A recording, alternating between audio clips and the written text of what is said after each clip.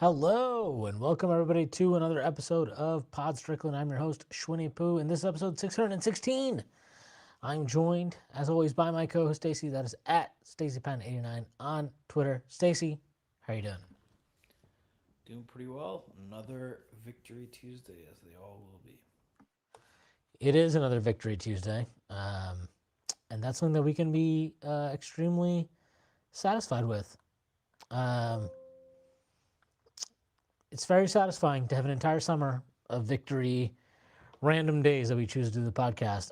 We are joined also by the host of the Run Dot Down, Sam. That's at LBF underscore MAS on Twitter. Sam, how you doing? Um, Day is pretty annoying so far, but I'm here. I'm good. So yeah. Well, it's good to hear that your day was. I guess it's not good to hear your day was annoying, but it's good that we will have a way to make it less annoying. Um, we're going to do a bunch of the Eastern Conference over unders. It's going to be great. It's going to be a fun time. Before we do that, I do have to let you know that Strickland has a Patreon, which you can find at patreon.com/the Strickland. If you go there, you can subscribe to our $6 tier. That gets you access to Pot Strickland's podcast host every Friday with Prez. You also get access to the Strickland Discord, where you can converse with site staff as well as other patrons. If you subscribe to the $9 tier, you get access to Strickland NFL, a podcast hosted by Constantine Metricos and Luca, where they discuss, you guessed it, the NFL. And if enough of you subscribe, I won't have to do any more of these ad reads. Also, thank you to our sponsor, FanDuel, who will be featured very predominantly on this pod. Uh, Anything that you want to bet on, MLB futures, MLB regular season, NBA futures, NFL futures, all of it ready at your fingertips over on FanDuel. Okay, so we have the NFL over under, or the NBA over unders. We do have NFL over unders too. If you want to listen to that, subscribe to the $9 here. We did that podcast last week. But for NBA over unders, we are going to do the Eastern Conference today. So let's start. We'll just go in alphabetical order here. The first team, all of this, by the way, is on FanDuel, which is what we're using. If you like a number or you think a number is out of whack, I would encourage you to maybe check out DraftKings as well. See if you can't find a difference, because the difference between books this year has been much more drastic than I remember in years past. But we're going to start with Atlanta, alphabetical order and all. Atlanta. Actually, you know what? Fuck that. No, we're going to do alphabetical order, but after this, we're gonna start with the Knicks. The Knicks are at 52.5. I will. The floor is open. Whoever wants to start first, go for it. I feel like there's a pretty fair over number. Um, I mean, the Knicks aren't some team that usually comes into the regular season and like overwhelmingly dominates, and I don't think that's really going to change, even though they've won the championship or anything. So I think that number is pretty fair, and I would go over on it. I think they'll win. I think they'll win around like 55 this year. Like I could easily see them winning that. Um, but yeah, I mean that's a pretty reasonable number to me.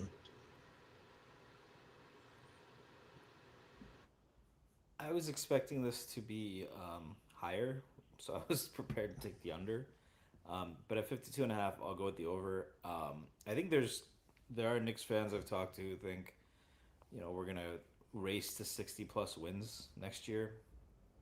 And I think they're going to be that good. Um, but I think a few things will depress the win total, perhaps compared to their talent level.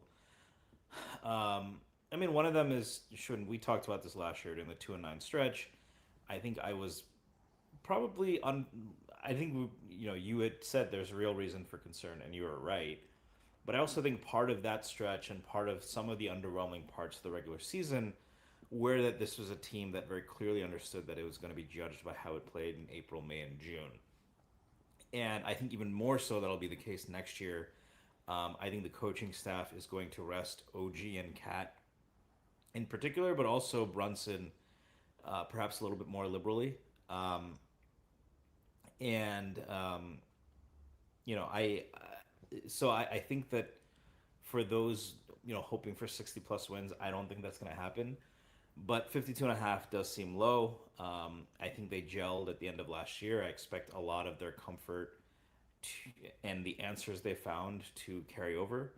They're going to have a target on their back, but they always have. Um, and look, other teams in the East got better, but I don't think there aren't a lot of teams in the East who I think will be great regular season teams either. Um, I think Philly is going to be load managing. I think Boston, um, they're going to be load managing Paul George. It, we have no idea what Toronto's going to look like. So all in all, I would take the over, but I also like if it was like 55, I would probably be a little bit more hesitant. Yeah, I kind of go back and forth on this a lot. 52 and a half is not. Last year they were 53 and a half. That's what they were opening at, or at least that's what they closed at, rather, I should say, in terms of their line. I was on the under on that, like you mentioned. I thought they had out of an adjustment period. I actually think what ultimately set them back on that under was winning the NBA Cup, and I think they had a letdown after that, which we talked about many times. Um, so that's fine. I mean, that's its own thing. What I just think is worth discussing, not just for the Knicks, but really for every single team in the league now. And I think that's why this is probably going to be the most difficult season, maybe ever, to do over unders and predict these win totals. Is there's no incentive to tank anymore. None. Like there's literally no incentive for teams to tank. And I think that changes the entire structure of like how you even maybe go about this process. But like I I don't know, like I find it very challenging to even think through all this with that in mind, that again, there's literally no incentive. Actually, the incentive is to win a certain amount of games so you stay out of the bottom three. So you're not going to have this race to the bottom that you've had in years past. And that has to kind of factor into the analysis. I don't know how people want to factor that into the analysis. I think that's subjective and, however people weigh that. Um, but it is just, just for some context before we go through the rest of the list. Um, the Knicks have the highest over under in the Eastern Conference. They're at 52 and a half. Boston and Philly are both at 50 and a half. We're going to talk about the teams later. Those are the next highest sums that are being put up by FanDuel here. Um, I have a lot again with the Knicks. I come at it from two approaches. I think there's a chance they come out, they're champions, and this is a wind that carries them through the start of next season, or this season, I should say, and lifts them through the first couple months. And maybe they'll settle down at a certain point, but it will carry them, and that will lift them to a 55, 56, 57 win, 58 type win season. Um, do I see them becoming like a 60 plus win team, all conqueror? No, I don't. Do I think that they are going to flame out and become bums? Absolutely not. Do I think there's a world where they win less than 52 and 50, like win 52 or less games? I do. I mean, if you And remember, sorry to interrupt, but like the Rockets, the Houston Rockets, their second year they won the title, which I believe was the Magic, right? The first year was the Knicks. That year they only won 47 games, right? So that could like they had a bit of a letdown. Um, it's not just let. I mean, the Knicks have been drinking for several weeks. Like they're going to take it easy. They months. played late. Yeah.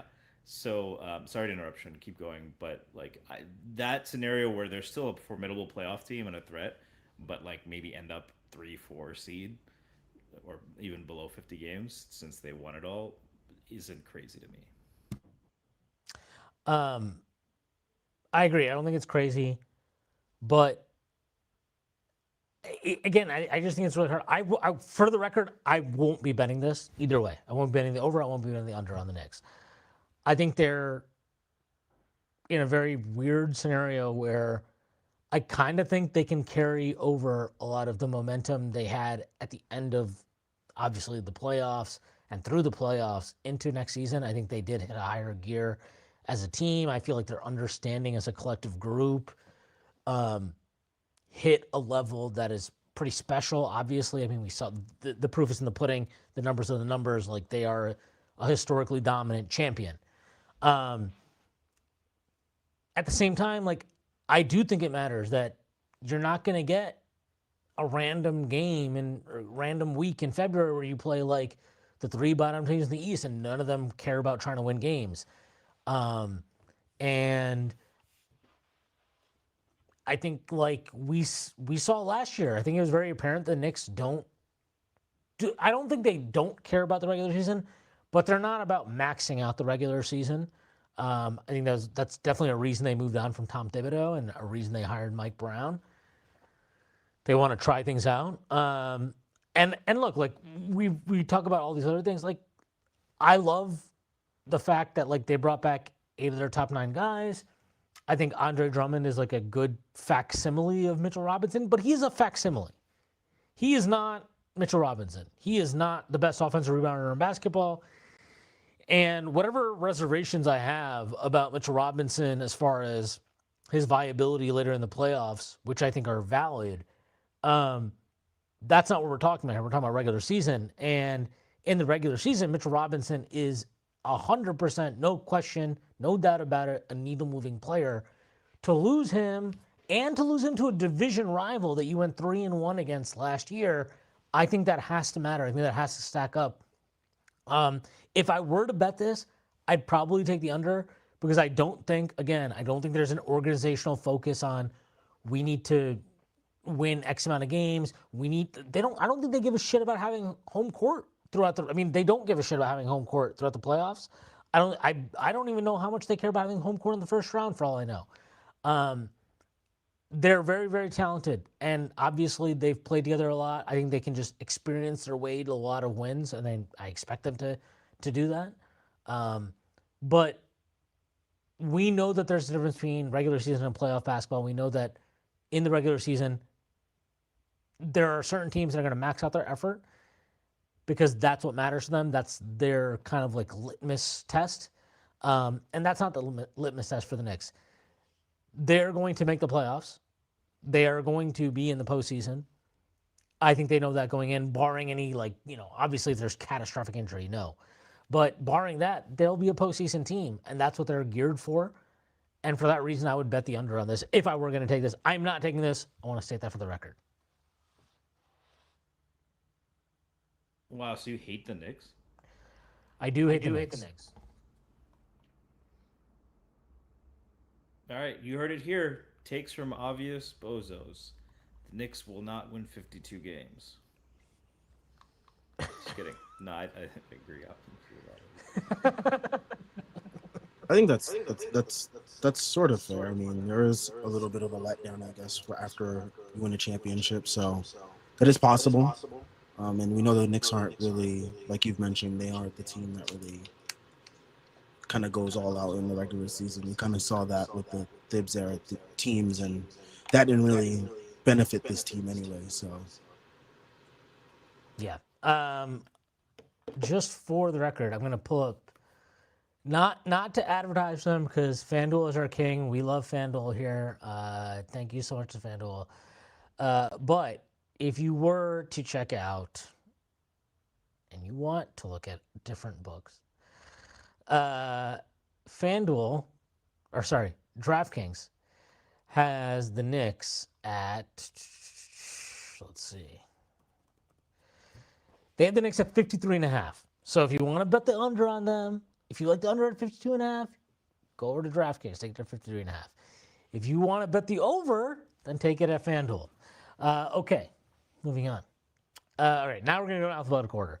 So we're going to start with the Atlanta Hawks. The Atlanta Hawks are at 42.5. Sorry, just for the record, I'm on the under here, and you guys are both on the over. Is that correct? On the Knicks? Correct. Okay, cool. All right, moving on now to the Atlanta Hawks. Atlanta Hawks, 42.5. I really, really struggle with this. I was actually kind of shocked at how low this number was. They won 47 games last year. They had an offseason that I didn't think was particularly great, but a lot of people seem to think it was a really good offseason. Getting Lou Dort apparently moves the needle to some people. Lou Dort is Hitler, as far as I'm concerned.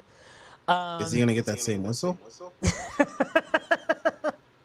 I don't know. I hope not. That would be really great if he didn't. That would be good for my health, I think.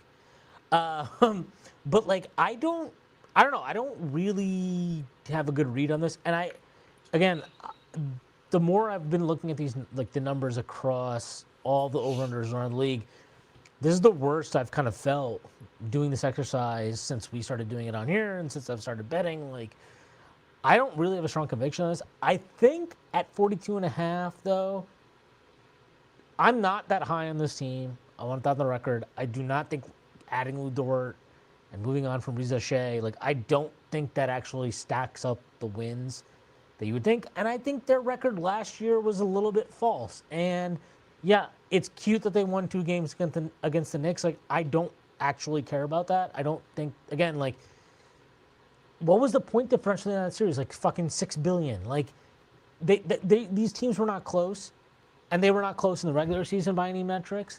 Their schedule after the All-Star break was a joke, which they ate up on, and credit to them for that. I'm sorry, like Jalen Johnson, I saw the level. I was not impressed. I was not impressed. Very Julius Randle 2021. Yes, it was Jalen Randle or Julius Johnson, however you want to phrase it. You're not moved by Aaron Wiggins? I'm not moved by Aaron Wiggins. Right, I forgot they stocked up on. They got Aaron Wiggins. They got Devin Carter, Yep. Ryan Nembhard. They stacked up on unplayable playoff guys from OKC. Congrats to them. Yeah, I don't know. I would take the over here, but this is not. They feel like a team that might try to be a try-hard team next year. Oh, they're definitely gonna be a try-hard team. Their roster is very interesting looking at it right now. No, I mean that very obscurely. did they drafted a center? They got that center that fell to them in the second round, right? Like I think Yes, Visar, and like I get it, like he's talented, fine, but like he's a rookie, so I'm not putting that much stock in it. Okongwu to me is a guy. Flemings was pretty good and good for them in summer league. Yeah. See how much that translates to big leagues, but yeah. And then like I don't know, the whole CJ McCollum of it all feels uninspiring to me, in the sense that like I get that he gave them a boost last year in the regular season. And he clearly was like part of the reason that they had the success they had. I wonder if the circumstances that led to them making the run that they made last year are even possible this year. And the fact that, like, I'm saying this as somebody who thinks the over is probably the better play here, but like, I don't know. Like, what's the over again? It's 42.5. And yeah, I'll take that. I just, again, this to me is a stay away, but like, if you're going to bet the over, it should not be like, well, they won 47 last year. Why would they be worse? Like, I don't think that's a lot. I could see them just winning like 43. Yeah. Like, I could see them. I think the line is kind of, it's right there. Also, they're in a division where, like, we'll get to Miami, a team that I'm not particularly high on, and the book's really not that high on. But, like,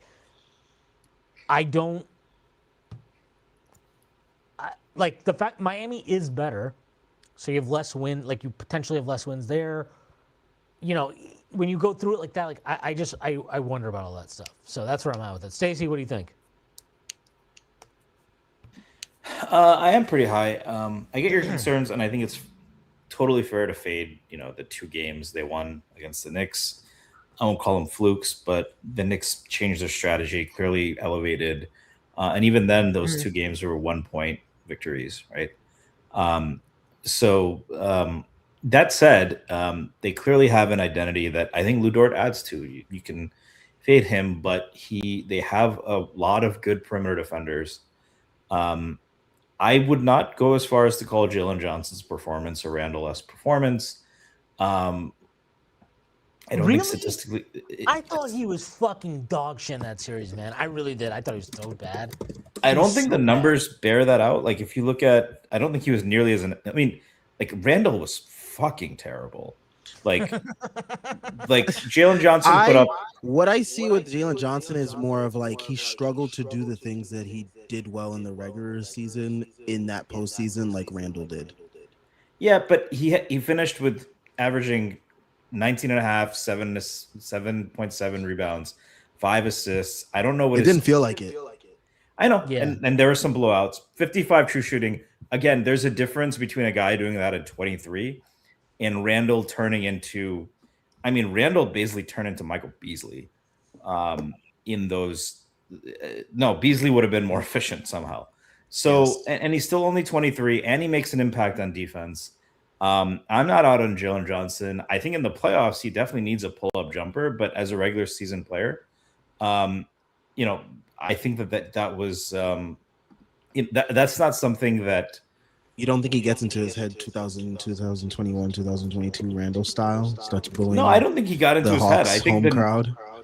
I think the Knicks were just like I think he was Dyson Daniels was the one who got into his own head, right? Like I think that I think he doesn't have a jumper. That's the big thing. Whereas and like yeah, he's Well, not that's something that I think you don't think teams in the regular season might look to key in on that a little bit more now that they've seen it, Well, like I think they what already the did. playoff. Like, I don't know.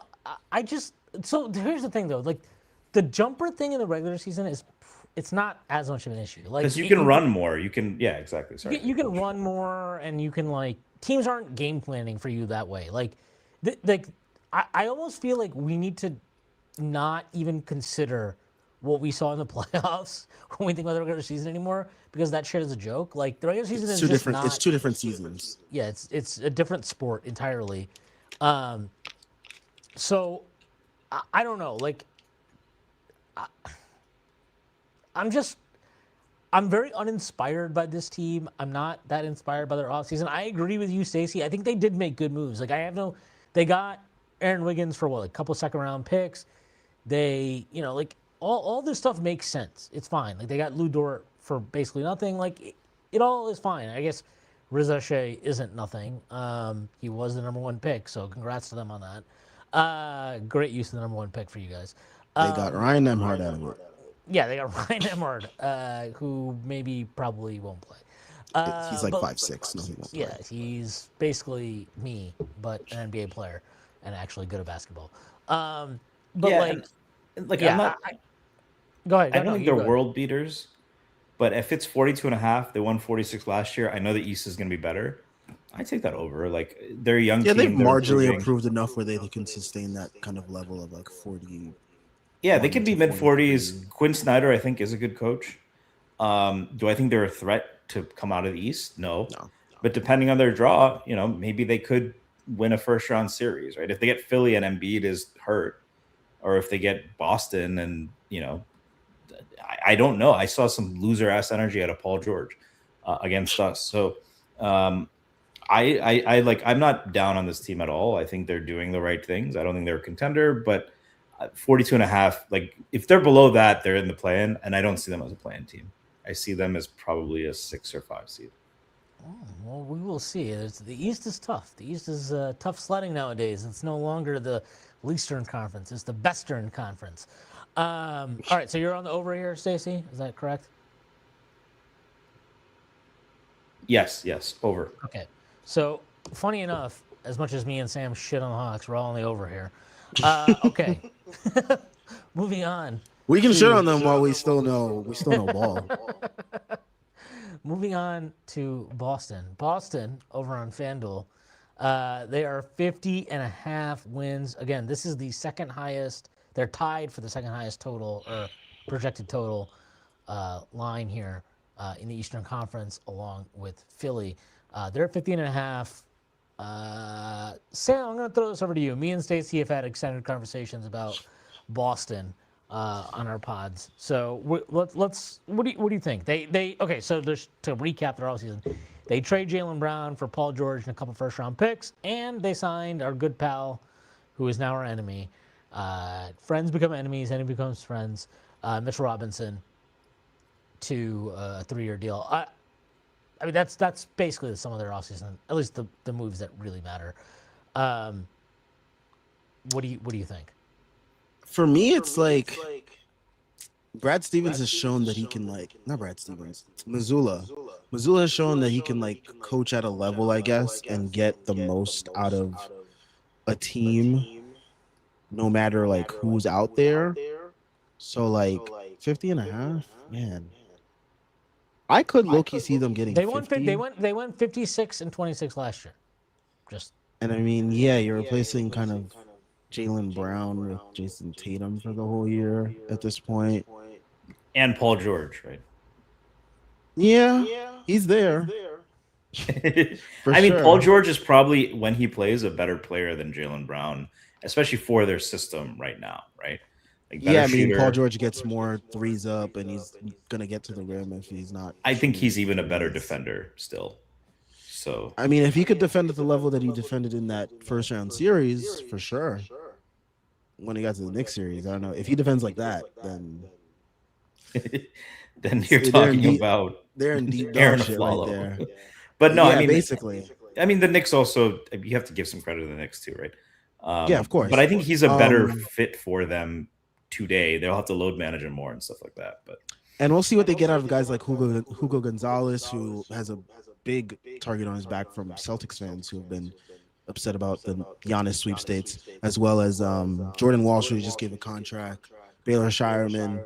Those were some guys that kind of popped off the page for them last year. So we'll see if they can continue that. But, I mean, 50 and a half, I mean, that's not – that one is a little shaky to me. I think they could win 50, but I don't – over 50 – ooh. I'm pretty firmly on the over on this. You're on the over, okay.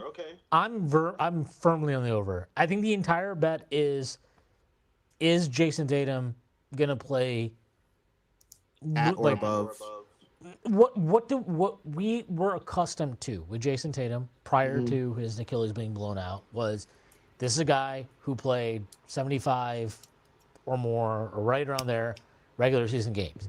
This is a guy who very fun to make fun of, and I will still enjoy and make fun of him.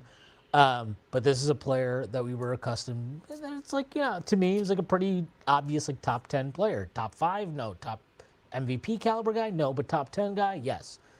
There are real flaws in his game. He does not get the rim pressure that he probably should at his size and strength and all those things. He obviously has some real shitty stinkers in him, but again, we're talking about regular season stuff. Jason Tatum, the version of him that we saw when he was fully healthy, has been consistently a top 10 type guy in the regular season. And you moved on from Jaylen Brown, who, yes, had a nice regular season last year, a regular season that I thought was quite overblown, overrated, overvalued, however you want to put it. I think, again, I have real doubts about Mitchell Robinson moving forward as a late round postseason player, but that's not what the regular season is. Mitchell Robinson is the best offensive rebounder in the league. They were already a strong offensive rebounding team. They added the best offensive rebounder in the league. I just don't they didn't lose depth. They kept their depth, so their depth is fine. Yeah, I'm pretty in on this team as a regular season. I don't want to say juggernaut, but a regular season force. Demon. Yeah, they're built for that. Missoula has shown that he's built for that. I mean, not just Missoula. Fuck Missoula. Organizationally, they've been a strong regular season team now for forever, really, and very specifically since midway through the 21-22 season when they eventually made the finals. They've just been really, really strong when it comes to these type of when it comes to the 82 game grind. Um, and with Mitchell Robinson, like, yes, he has to be load managed, which we know. Like, yes, he's going to miss games, which we know. He's probably not going to play back to backs, which we're very well aware of. But like, he played what, 60 games last year, I believe, Mitchell Robinson. Mm-hmm. If you can get him to like 55, even like anywhere between 50 to 60 games to him, and he's going to give you his whatever 19 to 20 minutes a night with a guy like Nimish Keita, who is a perfectly adequate, if not better, regular season center, like, yeah, like I think they'll be fine. And I think they had already moved on last year from like, we want to be 5 out. I think they were they were adapting to kind of like, okay, look, like, we don't have that talent. We don't have a guy like Porzingis. We don't have Horford obviously anymore. Like, we have to figure out a different way to play. Mitchell Robinson fits into that perfectly. He fits into, we want to maximize possessions. We want to win that battle, and by winning that battle, we will win games. He fits into that. I don't think losing Jaylen Brown and swapping out for Paul George is as big of a loss as a lot of people seem to believe. Now, Jaylen Brown plays more games. That has value. Paul George is probably going to miss 20 to 25, maybe 30 games, maybe even 35 games for all we know. And they do have less rim pressure now. Jaylen Brown, for all his faults, he was their sole source of rim pressure last year. They didn't really replace that in any meaningful way this offseason. So those are concerns, but I think they can I think they will successfully math their way to 55 or 56 wins. It wouldn't surprise me if they were the 1 seed, or at least in contention for the 1 seed in the Eastern Conference, because I think they just know how to do that. So I'm firmly on the over with Boston. Yeah, I agree with pretty much everything Schwinn said. I think as a team, I think Paul George is a better fit. Um, you know, I'll be curious to see, is Mitchell Robinson declining? We did see, in the playoffs, he didn't quite live up to maybe all of our expectations, but he had some tough matchups. Maybe he's hurt. So, well, we know he had the finger issue. And Missoula's a good coach. They've been good for several regular seasons. 50.5, I think, seems doable. They get a full season of healthy Tatum. Perhaps, without Brown, other players, looking at Peyton Pritchard in particular, will bloom and blossom even more. But I like the over for them. I think they're going to be a very good regular season team. They have been for several seasons. And I also think they can't beat the Knicks in a 7-game series. Yeah. Sam, where do you fall on Boston here? I think I'll go over. Wow. Okay. So far we're all aligned on Atlanta and Boston. And I, as the Knicks, the biggest Knicks hater on the pod, I took the under. You guys both took the over. All right. Brooklyn is the next one, and I regret to say this. Their line is 24.5. Brooklyn's at 24.5 on FanDuel. I think this is like, It's low. I think this line is ridiculous. I am pretty firmly over on this. I took their over when it was 23.5.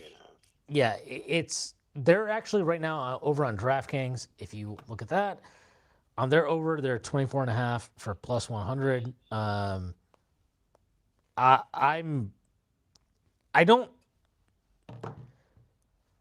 think Yordi Fernandez has pretty firmly proved he's a good regular season coach. Julius Randle, a player who we all love. Sam especially loves Julius Randle as his favorite player. Please don't speak such blasphemous words. Sam loves Julius Randle beyond all belief. And yep, that's his favorite player. He's talked about it many times on the rundown. Dog, he's the reason why I have stress issues from that 21-22 season. But like, he is a good regular season player. Like he's a fine regular season player. And he's a guy that wins you games in the regular season. I think that's fine. My biggest concern for them, and I mean this genuinely, which, again, this is not to be facetious. There's been reporting that if they don't extend Michael Porter Jr., they will trade him. And that would be concerning to me because I think Michael Porter Jr. is a fundamental part of why I believe they would win more than 24 and a half games along with Julius Randle. But assuming he's on the roster, I think their team makes a lot more sense. I like that they're going to be starting Day'Ron Sharpe. Like, he is, the nerd numbers love him. The nerds love Day'Ron Sharpe. He's a big nerd guy. I don't have any real thoughts on Mikal Brown Jr., who they drafted 6th overall, aside from that, like, I think they made the right choice between him and Darius Acuff. That's all I will say about that. Darius Acuff, we will get to when we do Western Conference over-unders. You might be a reason why I'm fading the Kings. But, like, Mikal Brown Jr. It isn't the reason that they're going to get Westbrook or Victor Oladipo. Or maybe both. Who knows? But, like, yeah, that was a crazy report. But like, Mikal Brown Jr., in and of himself, I don't think he matters. But I think he matters in the context of will this team win more than 25 games? And I think part of their path to win more than 25 games is putting a guy like, however you pronounce his name, Igor Joman, I believe that's how you pronounce it. Igor Joman, yeah. Yeah, like, I think he's not a capable lead guard, but his profile of player and his skill set, I think, as an off guard next to somebody who's doing more of that ball handling is good. The fact that they got a guy like Randall, who, again, for all his flaws as a regular season creator, is capable of leading you to a certain amount of wins. And I think, again, like, I do think Yordi Fernandez has at least proven himself to be a good regular season coach. They've kind of had to, like, nuke their roster the last couple of years to make sure that, like, they tank and avoid this fucking guy leading them to, like, the 10th seed or something. So, yeah, like, I'm pretty in on this over. I like it. And for the record, on FanDuel, this over for the Nets, 24.5, that is minus 110. If you get it on DraftKings, it's plus 100. If you like the under, obviously, go the other way. Take it on, take it on FanDuel, not DraftKings. But yeah, I'm on the over on this one. I'm also on the over. I think Randall has been a reasonably high floor guy since he came to the Knicks. Even that last season, the Pelicans. I don't know how many games they won, but he's going to get you 20 and 10. It should be good for their young guys because he can absorb doubles and just they have a guy who has some gravity. In the regular season, I think he should fit well with Porter. And I don't think they're going to try to lose. And to your point, Yordi Fernandez is a good coach. So, if it was like, are they going to win 30 games? Maybe not. But I think they'll be a team that'll be kind of a pain in the ass to play, particularly the Knicks, because they play that like their Super Bowl. Yeah, so I think they'll get over 23.5, right? 24.5. 24. I think they'll beat that. I don't know if I think 30 is kind of the ceiling, but I think they have a good chance of hitting that. Randall plus a good coach has proven to be a pretty good formula so far in the regular season. And if they have if the pieces around them complement him the way that they should, then this is an easy over. As a bonus bet, I will throw this out there. The Nets are plus 1,300 to make the play-in. I don't mind that. I like that. Throwing that out there. Just throwing it out there. So you're on the over two, right, Tim? Yes. Okay. Charlotte's the next one, 39.5. I will let either of you guys go first here. I don't care. Stacey, you want to go? This is not one I would touch. Um, well, it depends really. How much do you believe? I mean, they were one of the best teams in the league for the second half of last year. How much of that? And I mean, we saw how good the Knicks were the last time we played them during that stretch. They spanked the Knicks. How integral was Lamelo to that? Because they had Lamelo and they had shooters, right? So, how much do you think it was Lamelo's playmaking versus even if it was a lot of Lamelo's playmaking? If you still have a good point guard, which I think Kobe White is, coming in, and then you still have those shooters. You have Knuppel in year two. This is one I would not want to touch. I think it's very high variance. I think there's a world in which they can make a Pistons type jump, maybe not to 60 games, but to the upper echelon of the Eastern Conference. There's a world in which they falter, right? They don't click with Kobe White. The pace slows down. I'm gonna go say over, but I think it's very high variance. I do believe they just have a great offensive structure, and like as long as a guy as their point guard has enough feel to make the right reads with so much space, I think it also kind of lowers that threshold for necessary court vision and processing. I think they should be a good regular season team. I feel a little bit odd having picked the over for every team we've talked about so far, but I do think this is a good You gotta team. balance it out, dude. That's how the league works. You can't just pick fucking overs here, Uh, Stacey. well, well, I think there's a team that starts with the letter D that I'm pretty sure I'm going to fade. So that's at least one. Um, I don't know I don't even know how we're going to do Toronto, but we'll save that for then.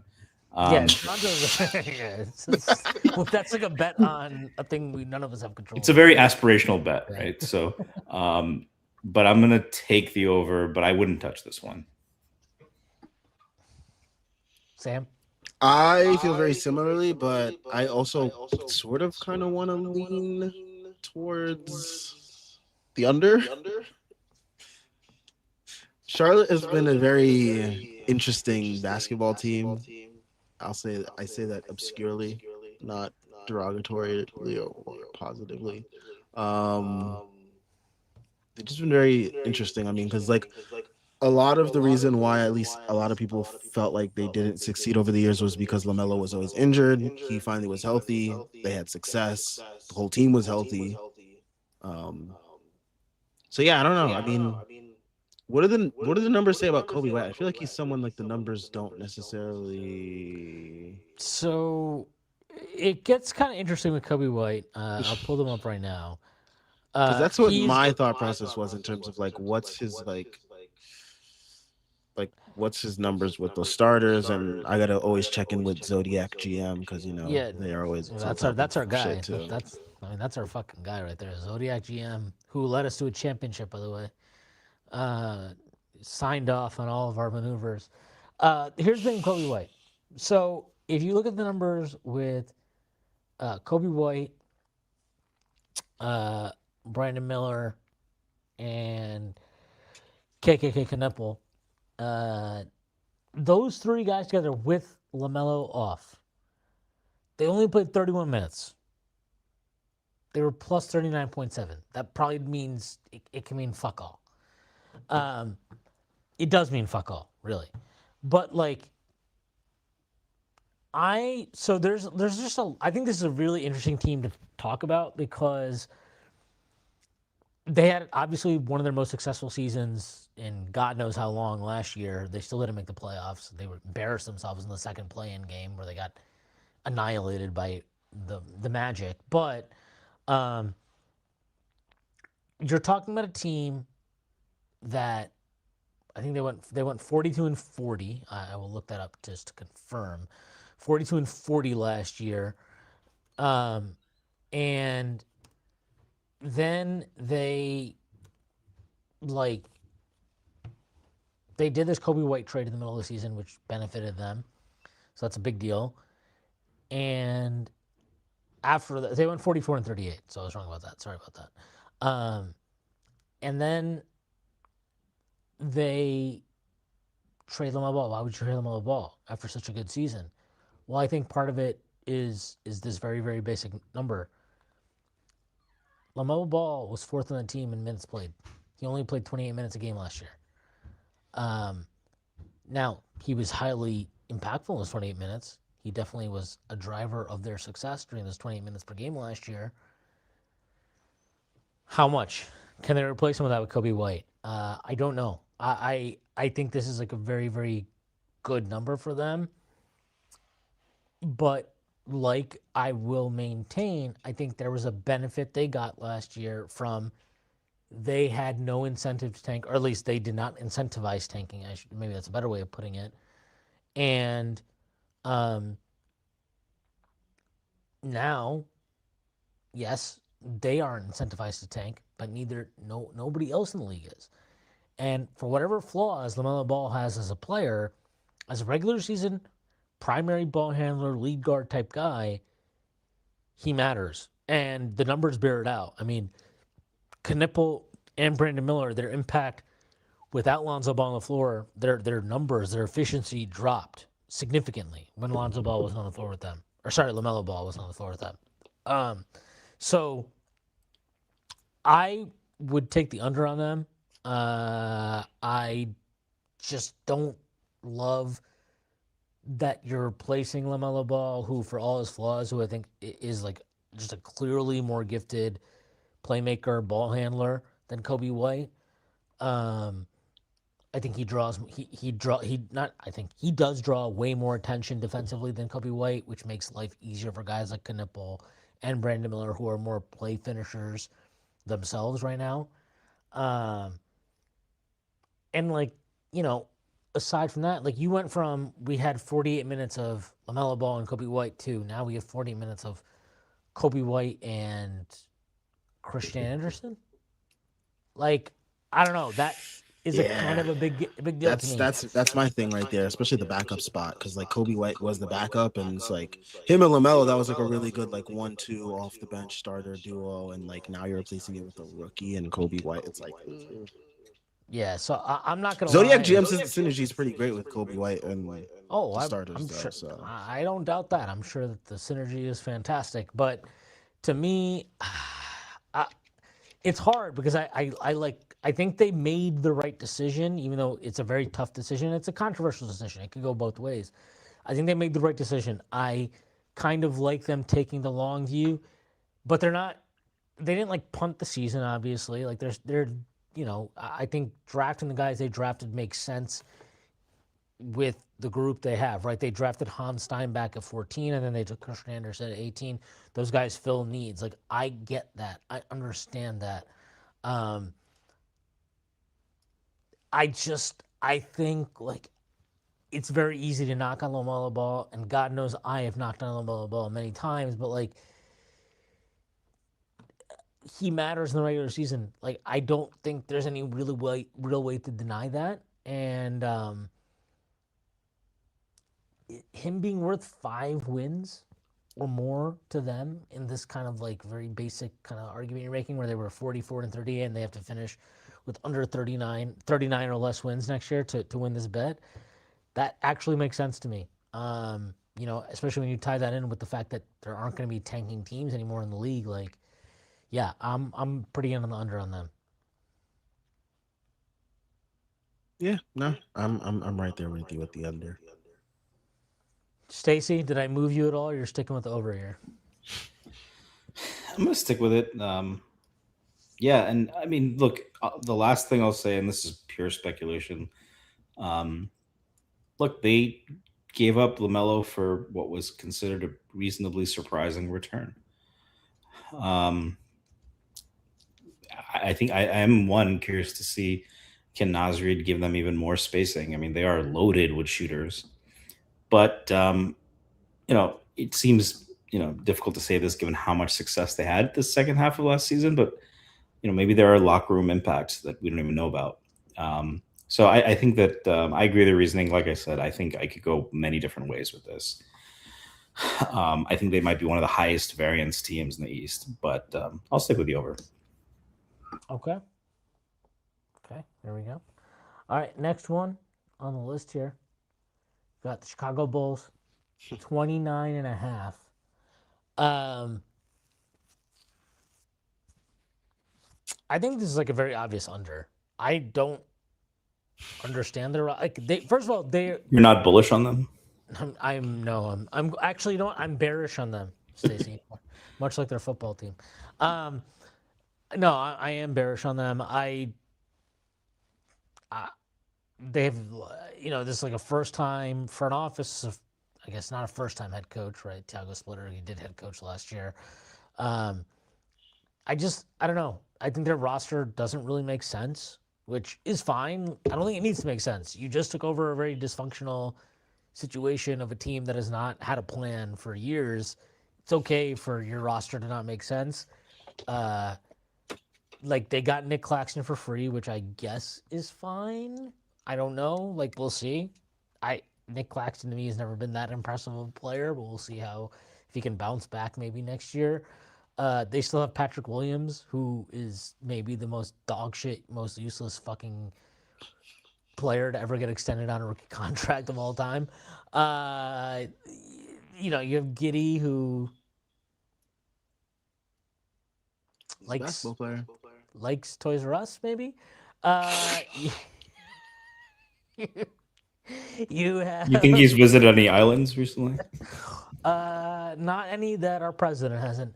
Um, you have you've got a lot. Like I don't know. There's just not that much here. They signed Norm Powell, who's like doesn't matter to me. Like I get the point of why they did it. They think they can flip him.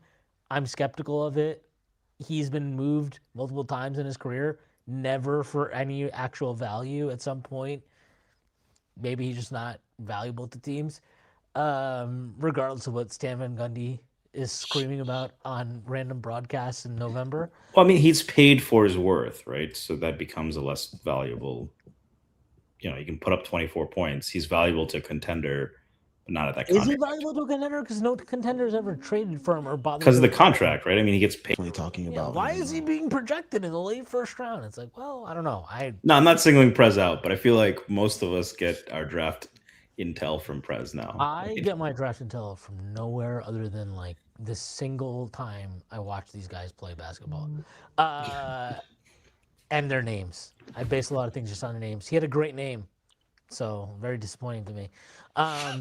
Still time. But yeah, maybe. But like, I don't know. I just what is this team? I don't think they know what they are. I don't think they even care about what they are yet. They're still trying to figure out what direction they're moving in, how they're building this team. Presumably, Caleb Wilson is kind of like your North Star now. But like, okay, what does that mean?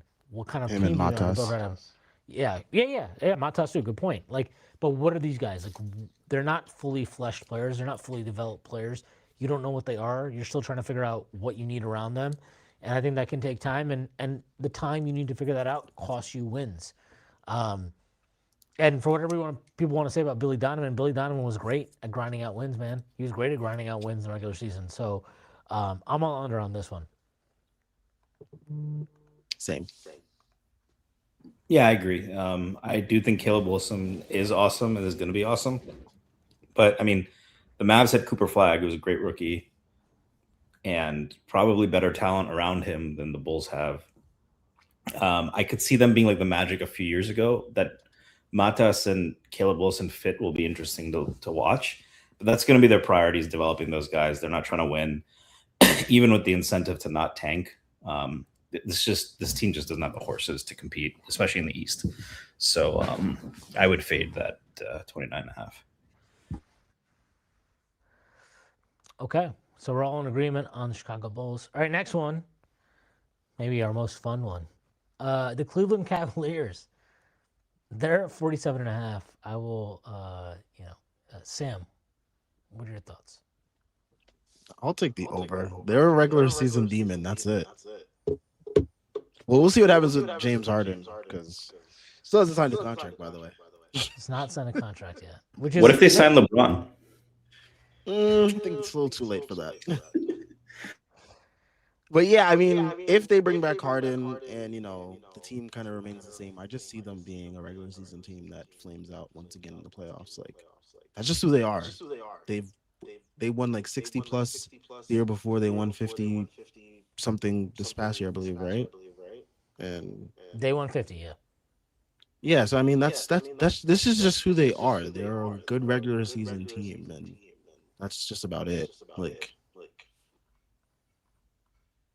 looking at their roster, they kind of kept their roster basically pretty much the same, They except went for losing Dean Wade and they getting went Mario 52 Hezonja. they went 52 and 30 last year. Malik Thomas looked good for them in summer league. Mike Thomas did look good for the summer league. Stacy, you have any thoughts on this team? I think this is somebody's got to drop out of the top.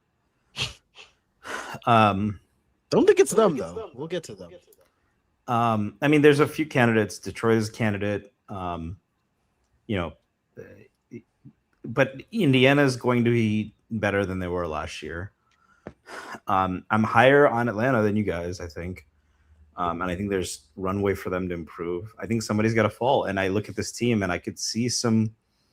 Look, you looked at the body language and the way the season ended for them last year. They didn't have any fight. And even in the playoffs, they shouldn't have had to go 7 games against the Raptors. Against, Detroit was a good team, but I think that like the dam might be starting to break. I don't know what are they going to move Jared Allen? They're clearly banking on getting LeBron. That didn't happen. I think this is a good candidate for the under. And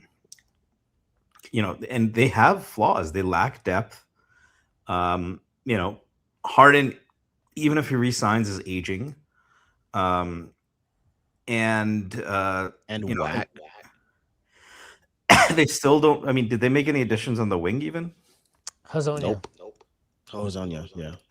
Okay, so besides, so maybe that's why they didn't get LeBron, right? Because he couldn't bear to face the guy who shut him down at MSG. I'm gonna go against the grain. I think Sam's logic was pretty tough to argue with. They've been a consistent regular season team. They have talent, lack of depth. The way they ended last season, hard and aging. I think there's a good chance they fall to the under, and maybe you're in play-in territory because there's going to be a lot of good teams in the East. I am pretty convinced here that this is a team that is an under. I don't like the vibes. I don't like the vibes at all. I think this is a team. This is the first team that we've done where I have a feeling on the vibes. Where I'm like, oh, the vibes are bad. The vibes are good. Like, the vibes to me on the Donovan team. Mitchell marriage vibes is not good enough to carry into the regular season. It was all the people at his wedding who reminded him how many other places he'd rather play. Yeah, he's at his wedding watching Josh Hart and Jalen Brunson tickle each other with their championship. No, you know what he was probably like at the finals? He was the guy who was supposed to come back to his home. I just don't like also the vibes an easy schedule though. Their schedule the back half was not good. I just don't like the vibes of this team. I don't like that they put all their eggs in the LeBron basket. They didn't get LeBron, and that their pivot was we're Hazonia. Like, okay, fine. Like, it's a fine gamble to take when he's on a 1 year, basically veteran minimum, non-guaranteed. So it costs you nothing really. But like, you had a deficiency on the wing, and your address to that was signing Mario Hezonja. Like, clearly that's not good enough. You got wiped out by the Knicks in the Eastern Conference Finals. Like, the level was shown there. You're not close to the level. You scraped by the skin of your teeth in 2 series in a row. And especially in that first round series, that's a series that really you should have carried pretty strongly, especially considering, the Raptors were underhanded at various points. Like, I don't like that. I don't like, they maxed out Mitchell, which like is not necessarily, I mean, it's what it is. That doesn't really tie into the regular season. But like, we're on 5 years now, the same exact construct of this team where it's like 2 ball handling guards who neither of whom are good on defense, and 2 bigs who are like good on defense but don't complement each other on offense at all. Yeah, and also suck shit in the playoffs. But like, again, the playoffs don't matter in this conversation, but like, I think your complementary skills do. The fact that the Eastern Conference has gotten better. This is the best the Eastern Conference has probably been in the entirety of Donovan Mitchell's time in Cleveland. Yeah, like I don't I don't know what they did here that I should be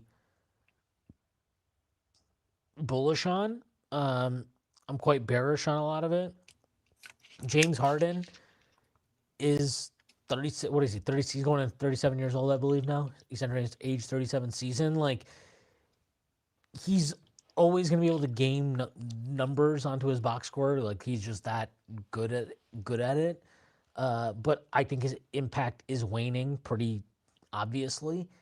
And I've never been a huge Donovan Mitchell guy. Like I don't know. I just don't get good vibes to this team. I feel like if they changed their head coach, I might feel differently. I don't buy that they're like all in on Kenny Atkinson. I don't buy They're not that at all. analytically all in on him. Yeah, no, they're analytically not all in on Kenny Atkinson.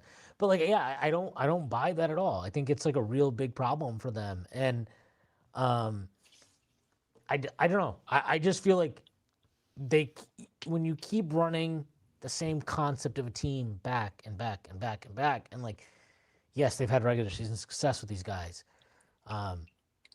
But like at some point, I think it catches up to you and it feels stale. Like that's what it just feels like very stale to me, this team.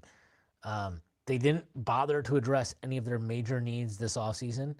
They really haven't really made any attempts so far. Maybe they're going to do something big before the season starts. Who knows? But like as things stand, yeah, I'm pretty. I'm on the under on them. So I will zig where you guys have zagged, and I will take the under on the Cleveland Cavaliers. I took the under too. Oh, did you? Yeah. Take the over, so I can so that I'm good. Okay, Sam is the outlier. Congrats to you, Sam. Yeah, You have to root for the Cavs this year. Congrats to you. I don't. Yep, you do. Yep, this is your team now. This is your squad. You love the Cavs, like we always know. You've always been a big James Harden guy. Okay, moving on. Moving on to Stacey's favorite team here. This is the Detroit Pistons, 48.5. They basically took out Tobias Harris, Isaiah Stewart, Marcus Sasser is gone. Levert is gone. They added John Collins. Duren is still not back. Yeah, Duren is still not officially back. Correct. He's still in limbo. John Collins is in the fold here. They brought back Kevin Huerter for God knows what reason. They had a contract for God knows what reason for. Yeah. They added Torian Prince. They've done some things. Gary Harris. Yeah, Gary Harris. Isaiah Joe. No, Gary Harris is in Milwaukee. Gary Harris is still in Milwaukee. Or no, he's in Detroit. Yeah, you're right. He got traded there with yes, Torian. Yes, Gary Harris is in Detroit, and Isaiah Joe is in Detroit. Stacey, this is your time to shine. What's the number? 48.5. Okay, so Vegas does see it. Even then, I still feel like that's like. Yeah, the East is going to be better. Like I said, I thought they overachieved last year, but I also think they're a try-hard regular season team. For what it's worth, Cade actually exceeded my expectations in the playoffs last year, which were pretty low.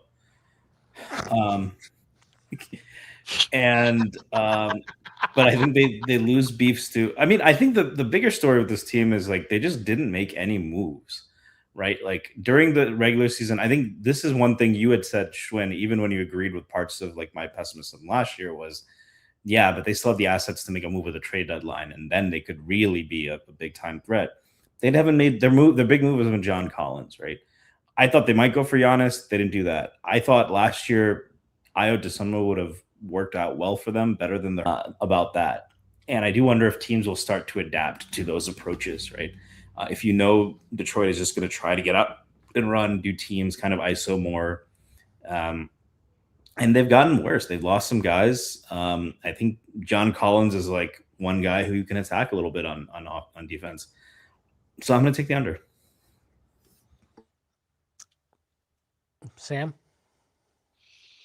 I was possibly also going to take the under. Yeah, I mean, I just don't believe in them being able to replicate their their success that they had last year. It felt very lightning in a bottle type of season for them.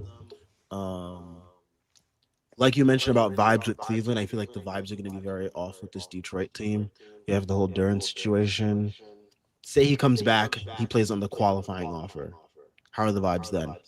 You have this guy who's trying to prove himself every single night.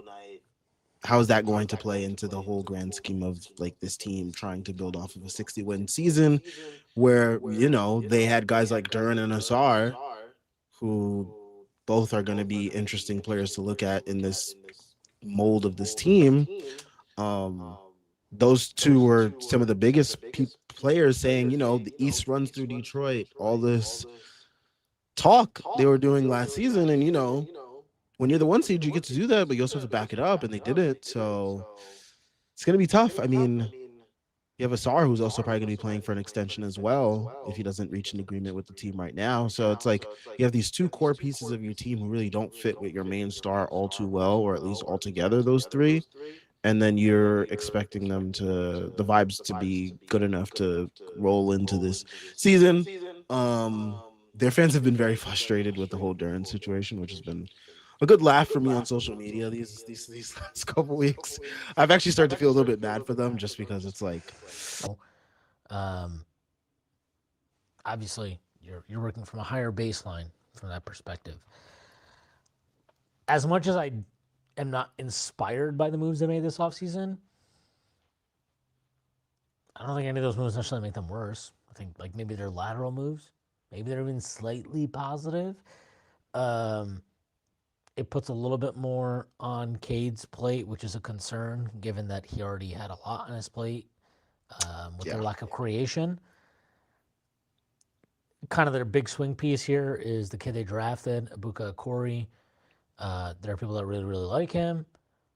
I don't have any strong thoughts on that, but like, you know, uh, that's not really the point. Is just more that he is a swing piece for them. Um, they have better spacing this year. They should have better spacing this year anyway. With the guys they added, like I don't think John Collins is amazing or anything. I don't even know if he's better than Tobias Harris. I don't think he's better than Tobias Harris.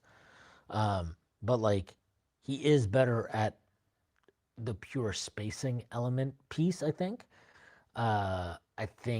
Isaiah Joe is 100% a better floor spacer than anybody else they had really last year aside from Duncan Robinson. Does he have playoff viability? No.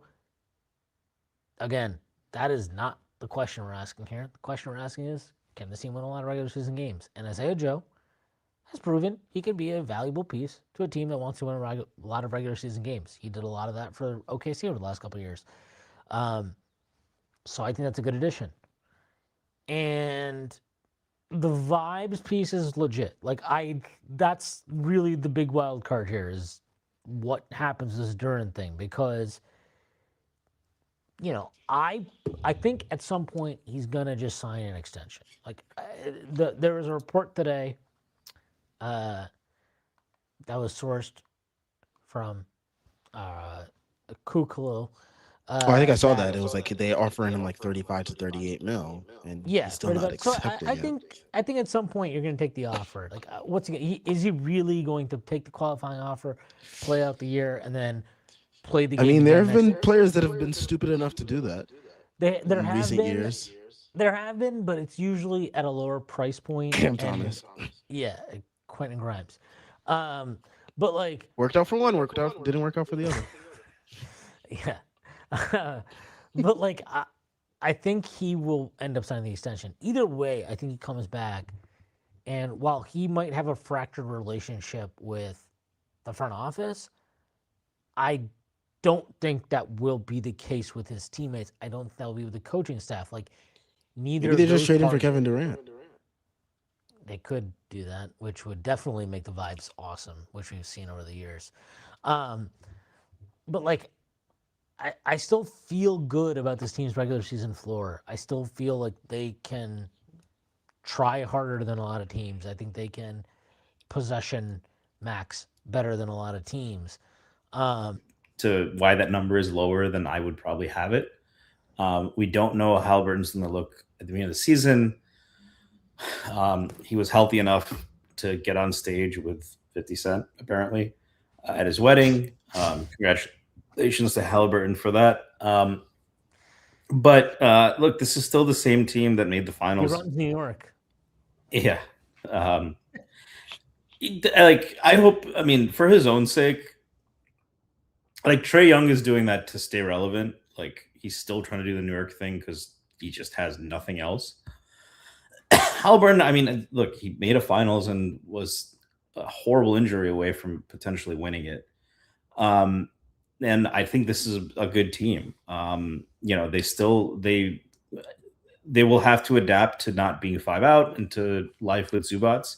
But I do think Zubats is actually just a better player than Miles Turner, and we clown them for losing the pick. But we were clowning them in part because of a sigh of relief. Like, if they got that fifth pick, that would have been not great for the Knicks. I don't think this is a 43.5 win team. I think that they have shooters. If Halliburton gets up to speed, like, it might take some time to adjust to Zubats, but I think he's proven himself to be a very good role threat, and there's little doubt in my mind that Halliburton can figure that out. I'm going to take the over.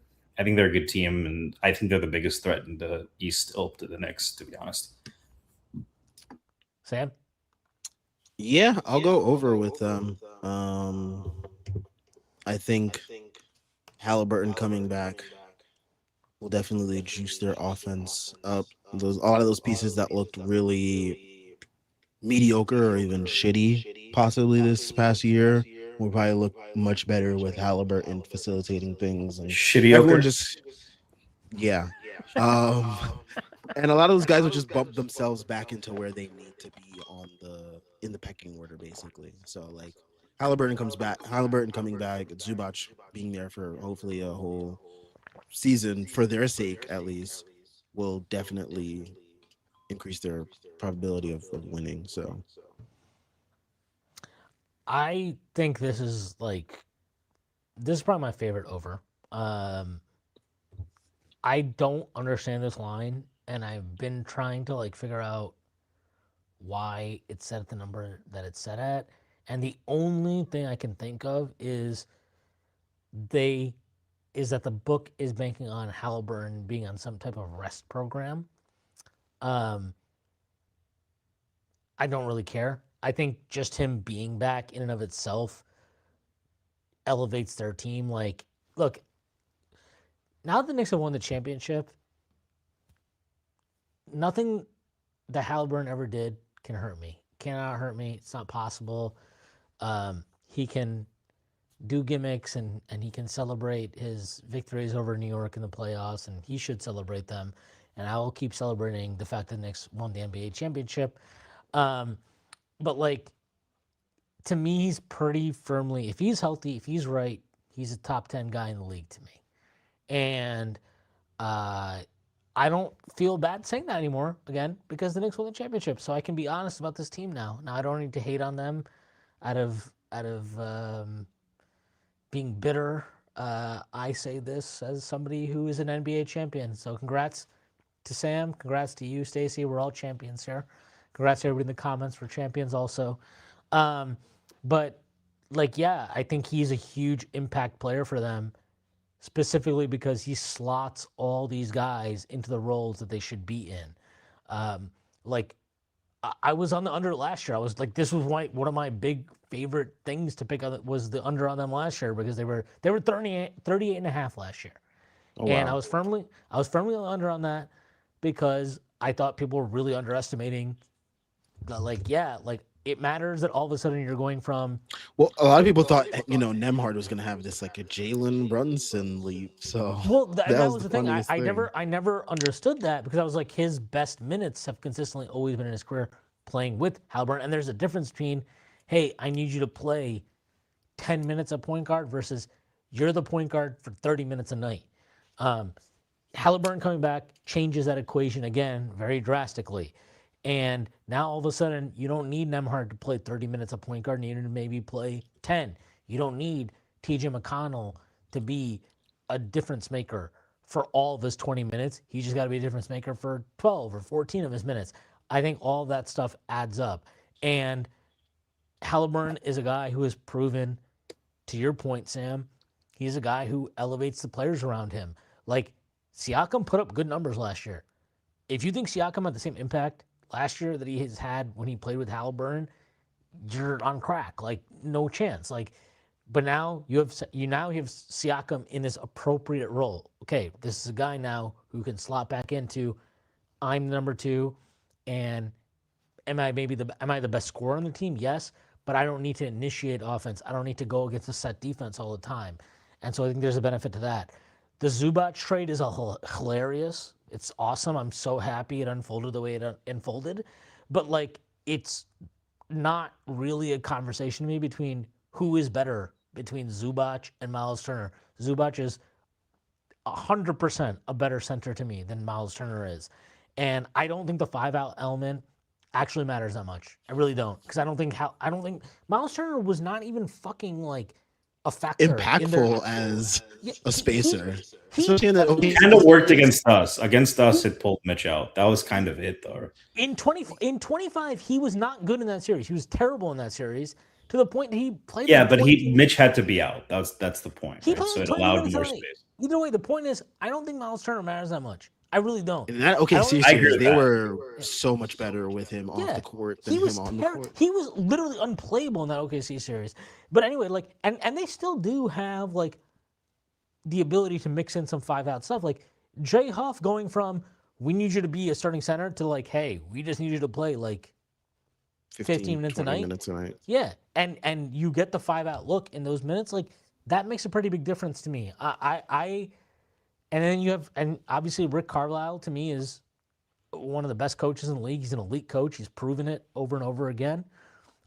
He's one of the top 5 coaches to me in the NBA.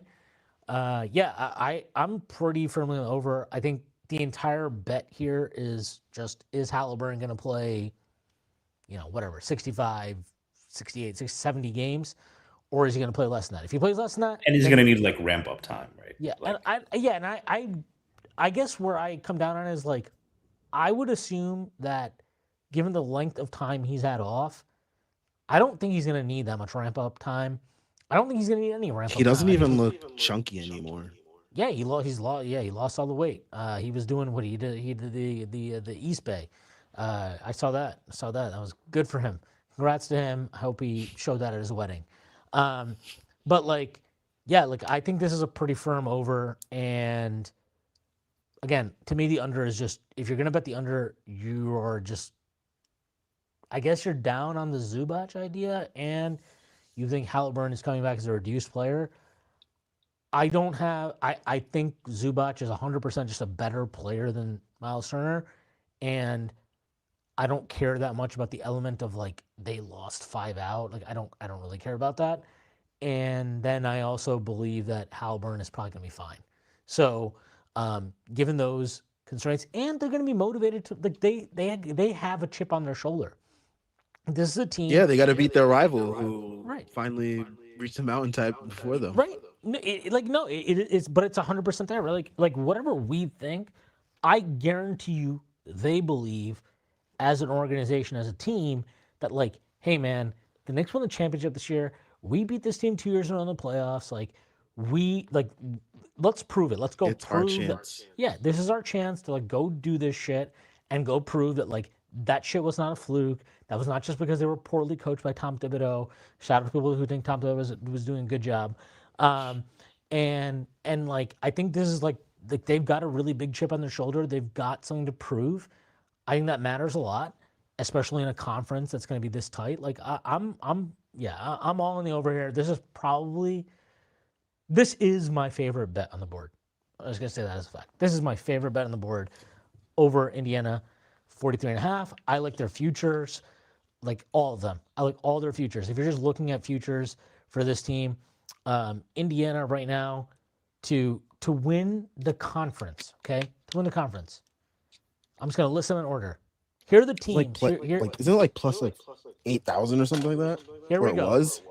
I'm going to list them down right now. Knicks, plus 340, Sixers plus 400, Celtics plus 500, Pistons plus 800, Raptors plus 900, Cavs plus 1,000, Heat plus 1,500, Magic plus 1,500, and then we get to the Pacers plus 1,600. I think that's ridiculous. I think that is absolutely insane. The Pacers to me are at worst, they're like the fourth. They should be like the fourth best odds in the conference. Yeah, I like this team almost in any bet you can get. I think you can probably cash in some of these bets for profit early in the season, especially the futures. So that's my favorite one on the board. I like the Pacers here over. Very, very strong. I would even maybe look at some alternate lines for them. Is what I would suggest. Okay, next one, Miami, 44.5. Sam, what are your thoughts? Over. I think Dane? Giannis with that team that should be more cohesive. I mean, Spoelstra with any level of a good defensive baseline, I feel like is a good like 40 wins already. So if Giannis can stay healthy, I think this is an easy over. I don't know if I would say easy over, but yeah, I mean, because you hate Giannis. no, because I like him scrambled. But I mean, to Sam's point, they've been winning 38 to 42 games without Giannis, right? I do think the spacing is going to be fucking terrible. But if there's a coach who can figure out how to like manufacture enough transition offense, possession max, and just like MacGyver that shit to be like good enough. We saw the Pistons win 60 games last year, and their spacing wasn't great. And you know, Giannis is a lot better than Cade. I think their defensive players are better than the Pistons. What, you don't think Giannis is better than Cade? Or because I didn't do Cade? No, I'm just laughing that you could have named like any player in the NBA. You just were like Cade. No, the Pistons were the defense, ugly offense team last year, and they won 60 games. And I don't think Bickerstaff is as good as Coach Spo, and I don't think they have. Are you sure? I don't know, man. Bickerstaff, he's a real stud in the He's playoffs. such a fucking. Ever since that series where he whined about the officials the whole time. Which one? Yeah, good point. Both of them, but Cleveland is the one I was talking about. So I would take the over, but I think it's set at a reasonably good number. Like they maybe beat it by a couple games. And this is also a team that's probably going to rest Giannis quite a bit. Bam also hasn't necessarily been a picture of health. But I just think, yeah, like to Sam's point, they win 40 games even with shitty rosters that don't have Giannis. So even if the fit kind of sucks, and even if in the playoffs I expect their half-court offense to just skid to a halt, they'll be able to milk out enough transition buckets and extra possessions in the regular season that I think they'll be fine. Yeah, I pretty much struggle to see what the argument is for them to go under here aside from Giannis gets hurt. And to that which is always a possibility. Yeah, it is a possibility, and it's worth noting. Giannis, obviously last year was a little weird because they like clearly tried to like hold him out a bit. But he only played 36 games last year. He played 36 games last year. The year before that, he played 67. The year before that, he played 73, then 63, then 67, 61, 63. He hasn't played, he's only had one season really now in the last 6 years where he's played over 67 games. The durability is a concern. Miami has historically been really good at like working around this stuff with their stars. We saw it with Jimmy Butler. Even then, though, they were more than not a play-in team. But they went 43 and 39 last year. Obviously, some of the guys you traded for Giannis contributed to that, right? Khalil Ware, Jaquez, whatever. We don't need to like revisit the entire package here, but like those guys contribute. Hero, like Powell. They're, we can laugh about this stuff, but like as regular season guys who can help you win games, sure, they were part of that formula. So it is different. We'll have to see what they do. Norman Powell is also gone. Um, but I just like Giannis is still to me a top five guy. He's still a top five guy in the league when he's right. When he's healthy, he's 100% a top five guy, maybe a top three guy. How often he's going to be right? How often he's going to be healthy? Those are real questions. We don't know. We don't have answers for that, and nobody has answers for that. It's all roll of the dice here. Um, but between Giannis and having Spo, I think you got to take the over here at a number this low. You're almost again like I think the entire bet, if you're making the under bet, is you think Giannis is damaged goods effectively, and that he's gonna play something like 55, 50 games or something like that.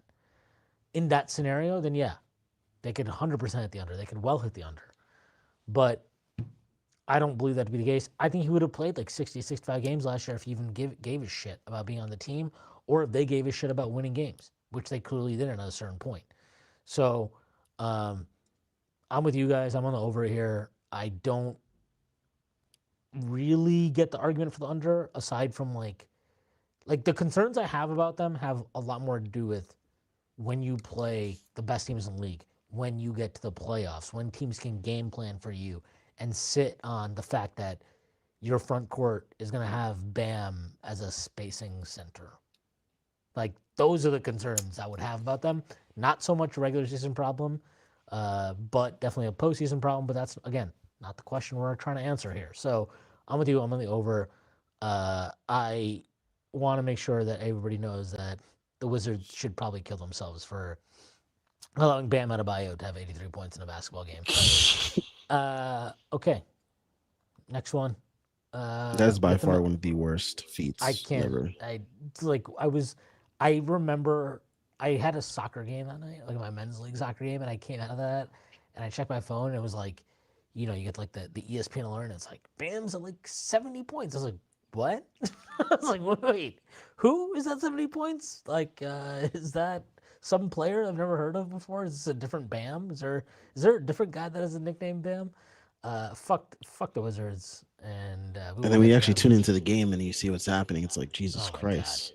Oh my god! That's ridiculous. What a disgusting day. All right, Milwaukee. Milwaukee, 26 and a half. I am pretty firmly on the under on this team. They're not good. That's it. Like, they're not good. And You don't like think they'll buck the trend? okay. All right. No, I don't think they'll buck the trend. I'm under on this team. Khalil Ware, talented player, not actually a good player right now. Jaime Jaquez, not a good basketball player, really. Can maybe help you win some regular season games, but isn't, it's different when you're being coached by Spoelstra versus Taylor Jenkins, who is not a bad coach, by the way. Good hire for them, but has his work cut out for him. I do like Ryan Rollins. I think they have better guard play than people think. Ryan Rollins is a good player. I don't have any strong thoughts on their draft picks. Stacey, maybe you do. I'm not a draft guy, but like there are people that really like Braden Burries. Nate Ament seems to be quite a home run swing. Who again I have no thoughts on, but like Burry seems to be a guy that people think can come in and immediately have an impact on day one. So maybe that is that's kind of the bet maybe you're making here, because between a guy like Rollins, who I think is genuinely a good player, and if Burries is an impactful rookie, like that might be enough. Kevin Porter Jr., terrible human being, probably helps you win some regular season games. And yeah, like the Khalil Ware thing is interesting. Again, Hey, he's working out with Hakeem. is he? Oh yeah, is he doing that? Is Hakeem's robbing him too? Good for him. Good for Yes. Hakeem. But like where is really he's super talented. I don't think anybody can really question that. It's really about the application and all that stuff, which is why Miami soured on him. But like, there's a difference between souring on a guy when you're trying to like compete for a playoff position versus we're just trying to stay out of the bottom three or whatever it is. And they don't even have that motivation, by the way, because they don't control their pick. So it doesn't really matter to them if they're in the bottom three or not.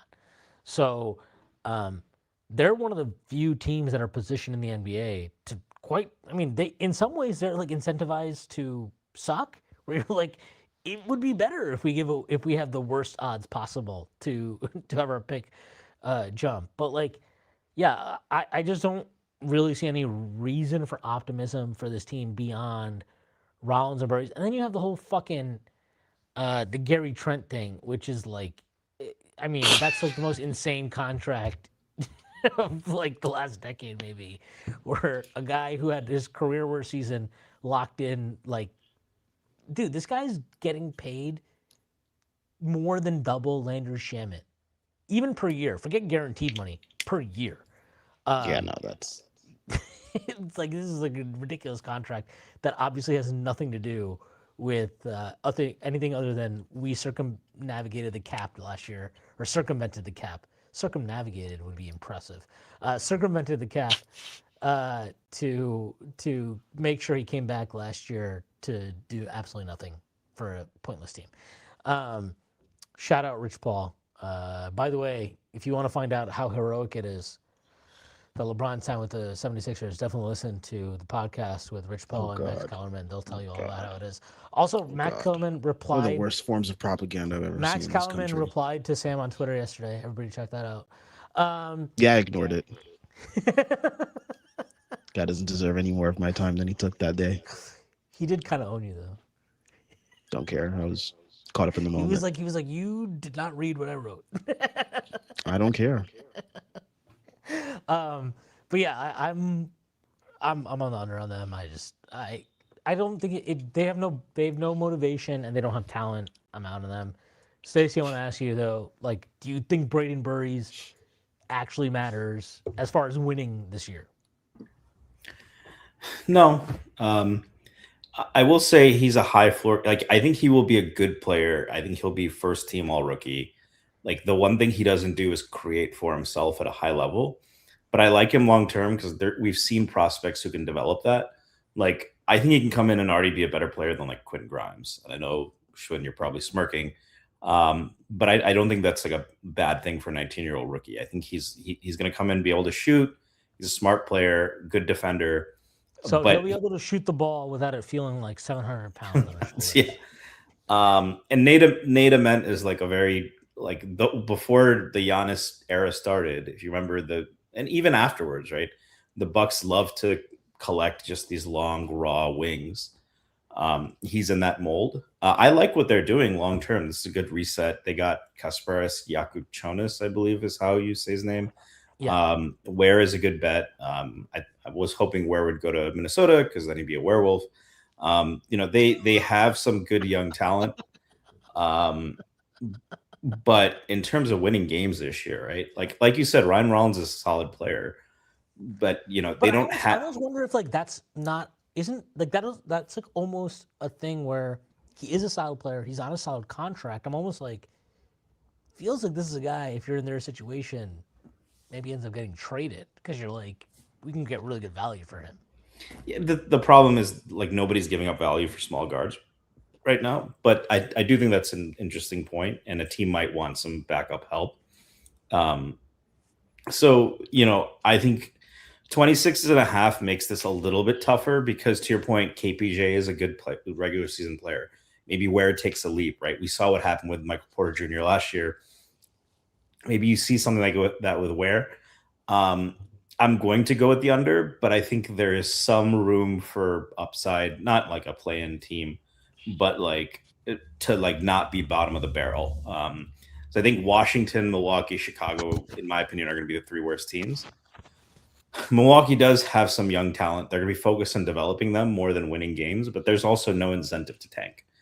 So I'm going to go the under, but I don't think it's a slam dunk as much as maybe like I think Chicago is a slam dunk on the under.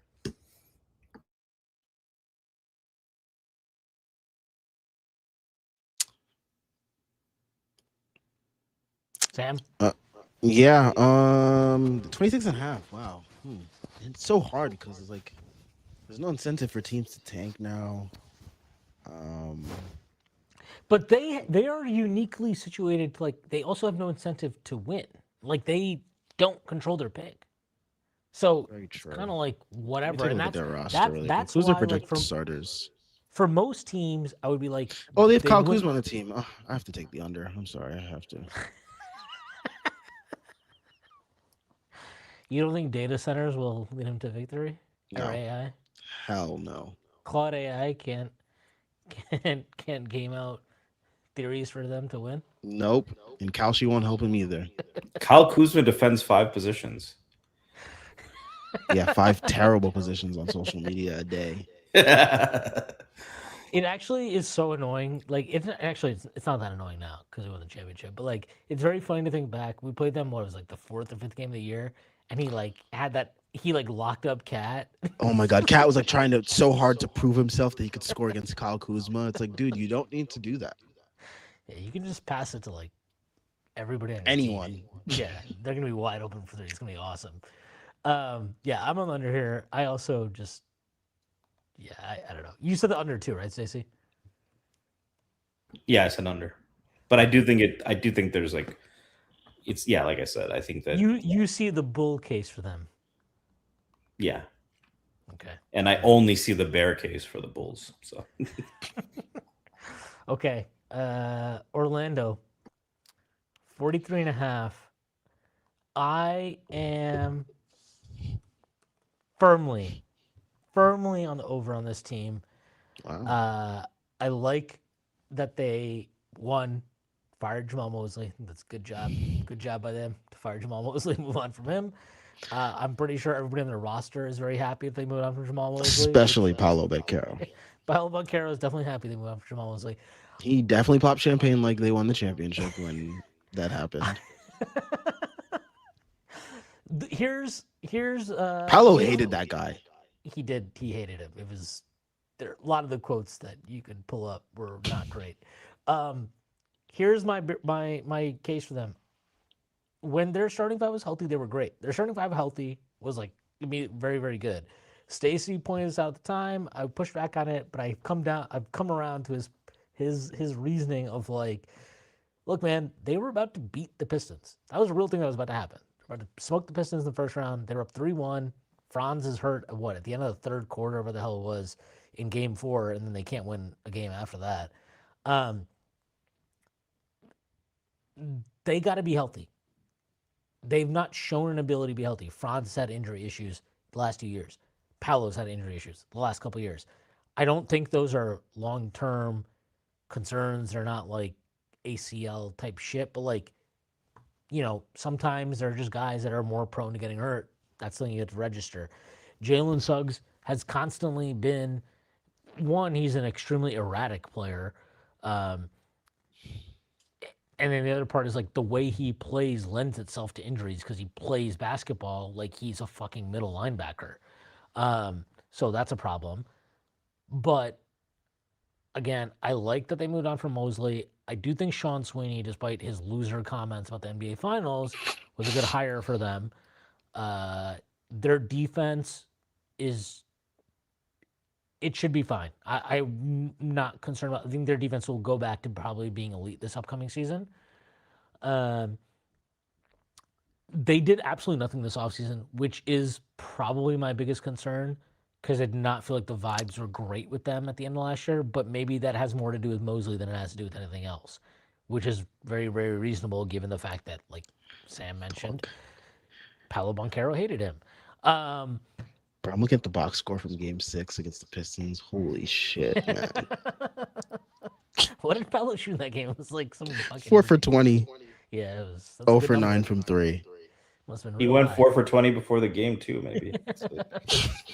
But yeah, one other thing I want to mention. I think it's worth saying. Like, there are a lot of guys that fail in this league and never have any self-reflection and never take any responsibility for their own failures.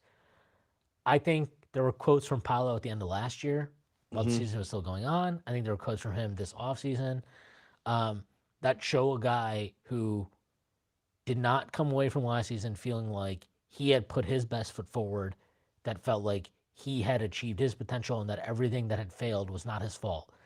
That to He also me speak very is, glowingly of the Knicks. yeah, he did So speak very glowingly of the Knicks, but it again, like, I just think for a guy at his age who, rightly or wrongly, was being praised the way he was, to make some of the comments he did that were self-reflective and self-critical in a lot of ways, that is actually a positive indicator to me, because as much fun as I've had making fun of Paolo, um, he does have a lot of talent. He is like, I mean, he's what, 6'10", he's athletic. Like, he has real talent. So when you're self-critical, to me, that gives you a better chance to achieve, to hit what your talent should allow you to hit, the ceiling that your talent should allow you to hit. So for those reasons, I'm over on this team. It's very hard for me to imagine that they have as bad of injury luck as they've had, or they had last year. And even last year, I mean, they hit this over pretty comfortably. So, I'm, yeah, I'm on the over on them. I think also there's something to a level of continuity that you have returning with your team. Um, that last year was the first year that they had Desmond Bain, Mhm. and trying to integrate that I mean, we saw large it. of a piece, huh? We You were saw gonna it say with Bridges, Bridges. right? Yeah. Yeah. Yeah, we saw it ourselves firsthand with Mikal Bridges. Like sometimes this kind of stuff takes time. You have a second year with this group. You have a new head coach. Very similar parallels there. You see it going on. So they can end up having themselves. I mean, before last year, they were talked about as being like one of the top four seeds in the East. And granted, things have changed significantly since then. But I mean, that's the way things were being spoken of about this Orlando Magic team. So I don't see any reason why they couldn't hit this over. Yeah, and it's worth noting Franz Wagner played 32 games last year in the regular season, and they still won 45. Um, I was tempted, honestly, to take the under just because Paulo is weird in that I actually generally feel like he's a better playoff player than regular season, which defies the odds, just because of his shot profile. But for whatever reason, his shot making just really, I feel like, elevates that 4 for 20 game, notwithstanding Schwinn. Um, I think Franz is the key to this. I mean, I think I know you and I agree, Schwinn. I think Franz is their best player. He's probably their best defender.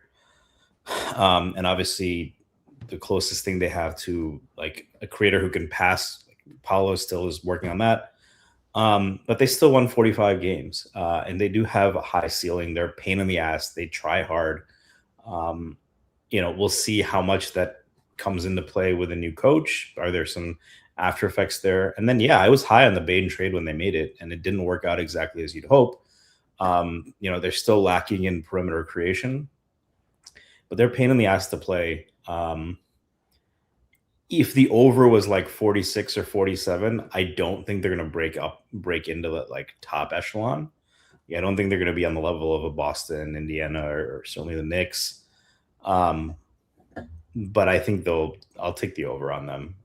And there's probably some upside. I mean, Sweeney might unlock some stuff. You can get maturation if they all happen to just have a year when they're really healthy. And look, that can happen, right? You saw with the Knicks this year. We've had multiple seasons where OG has missed a significant amount of time. Cat has not always had the best bill of health. And then they managed Mitch well. So that mattered a lot for the Knicks last year.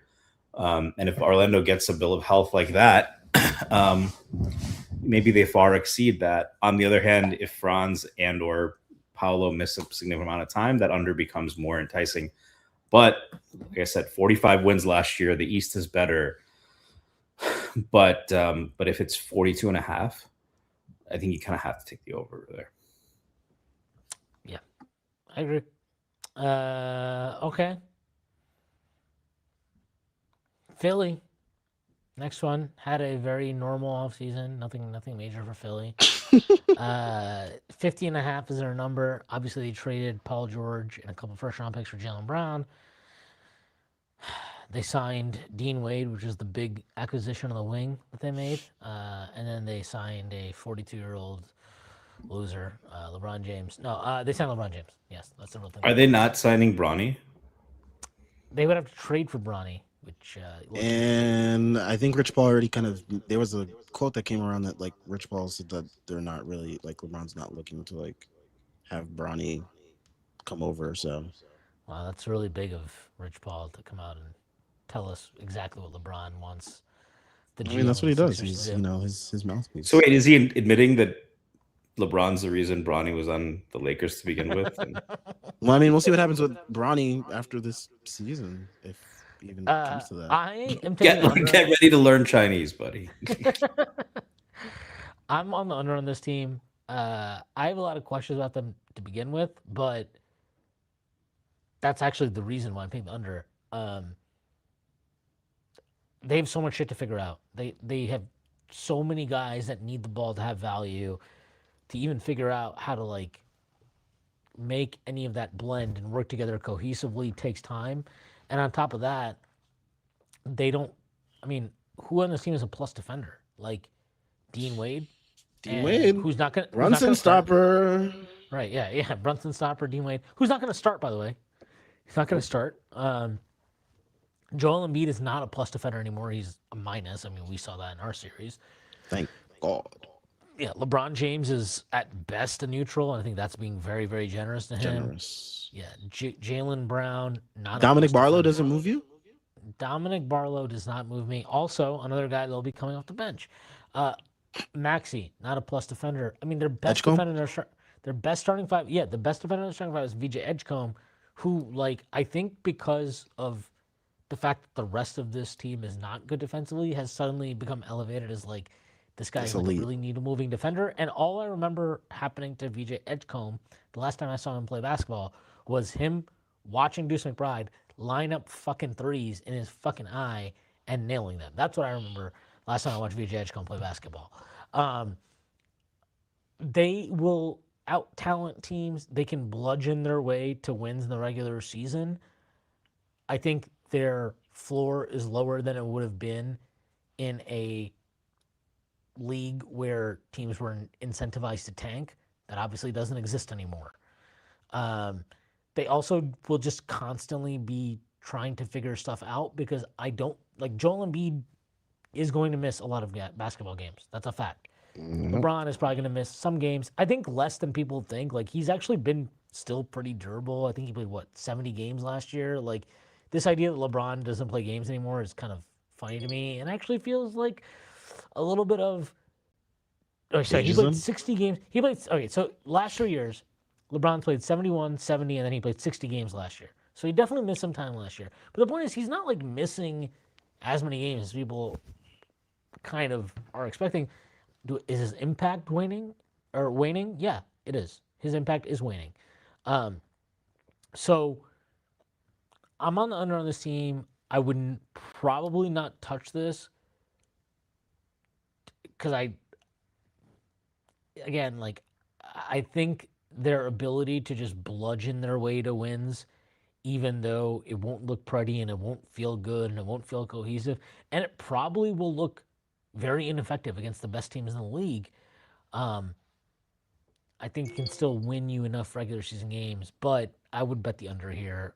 I don't love the fit of any of this stuff, and I definitely don't believe in Nick Nurse to blend it all together.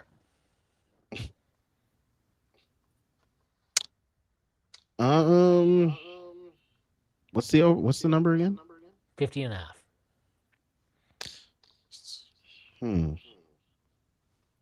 I don't know. This was a tricky one for me. It's like they're such a wild card of a team. It's like it's very difficult to kind of really. There's so many moving pieces there. I mean, I feel like this type of team, they don't. You're not going to see them hit their regular season peak in year one. Like, there's just too many moving parts. I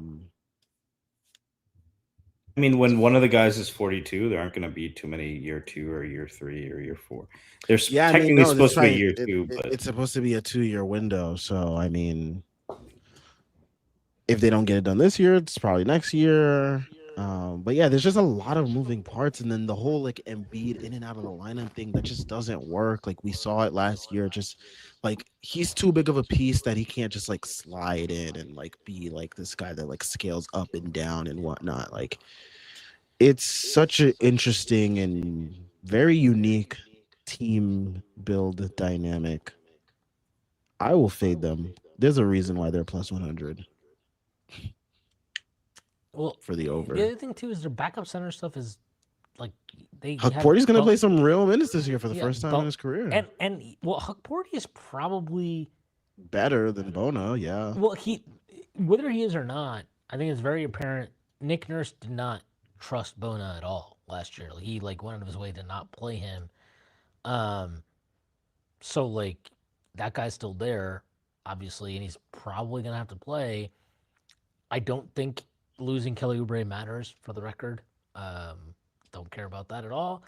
Also, like I would feel better about this team if Jalen Brown or if they had Paul George instead of Jalen Brown, just because I think Paul George is happy to be like off ball, lower usage guy, space the floor and play off of others.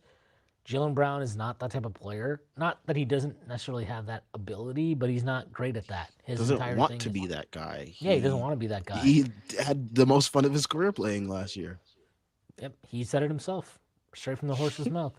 So yeah, I'm with you. I just think they have so much shit that they have to like iron out and figure out with all these guys. And that's That usually like a even 2 to 3 year type of it's at team least a year. thing. It's at least a year. It's with this much move like this much. I saw the number. I mean, I calculated it was like 140 usage with those that starting five. If you just combine what their usage was last year, obviously that's not how it works. You only have 100 usage, but that's kind of the point. Is they have to figure out how to reduce the usage across the board so much that feels like a major adjustment. And if they had a different coach who was more creative offensively, um, maybe I'd feel different about it. But Nick Nurse is not that guy.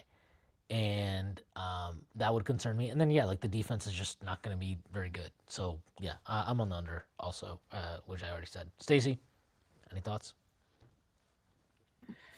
Yeah, I mean, this is to Sam's point. It's a tough team to predict.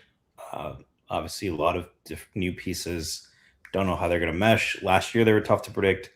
No one expected them to beat Boston, and then probably too many people expected them to put up more than what they did in the second round. Um, but you're relying.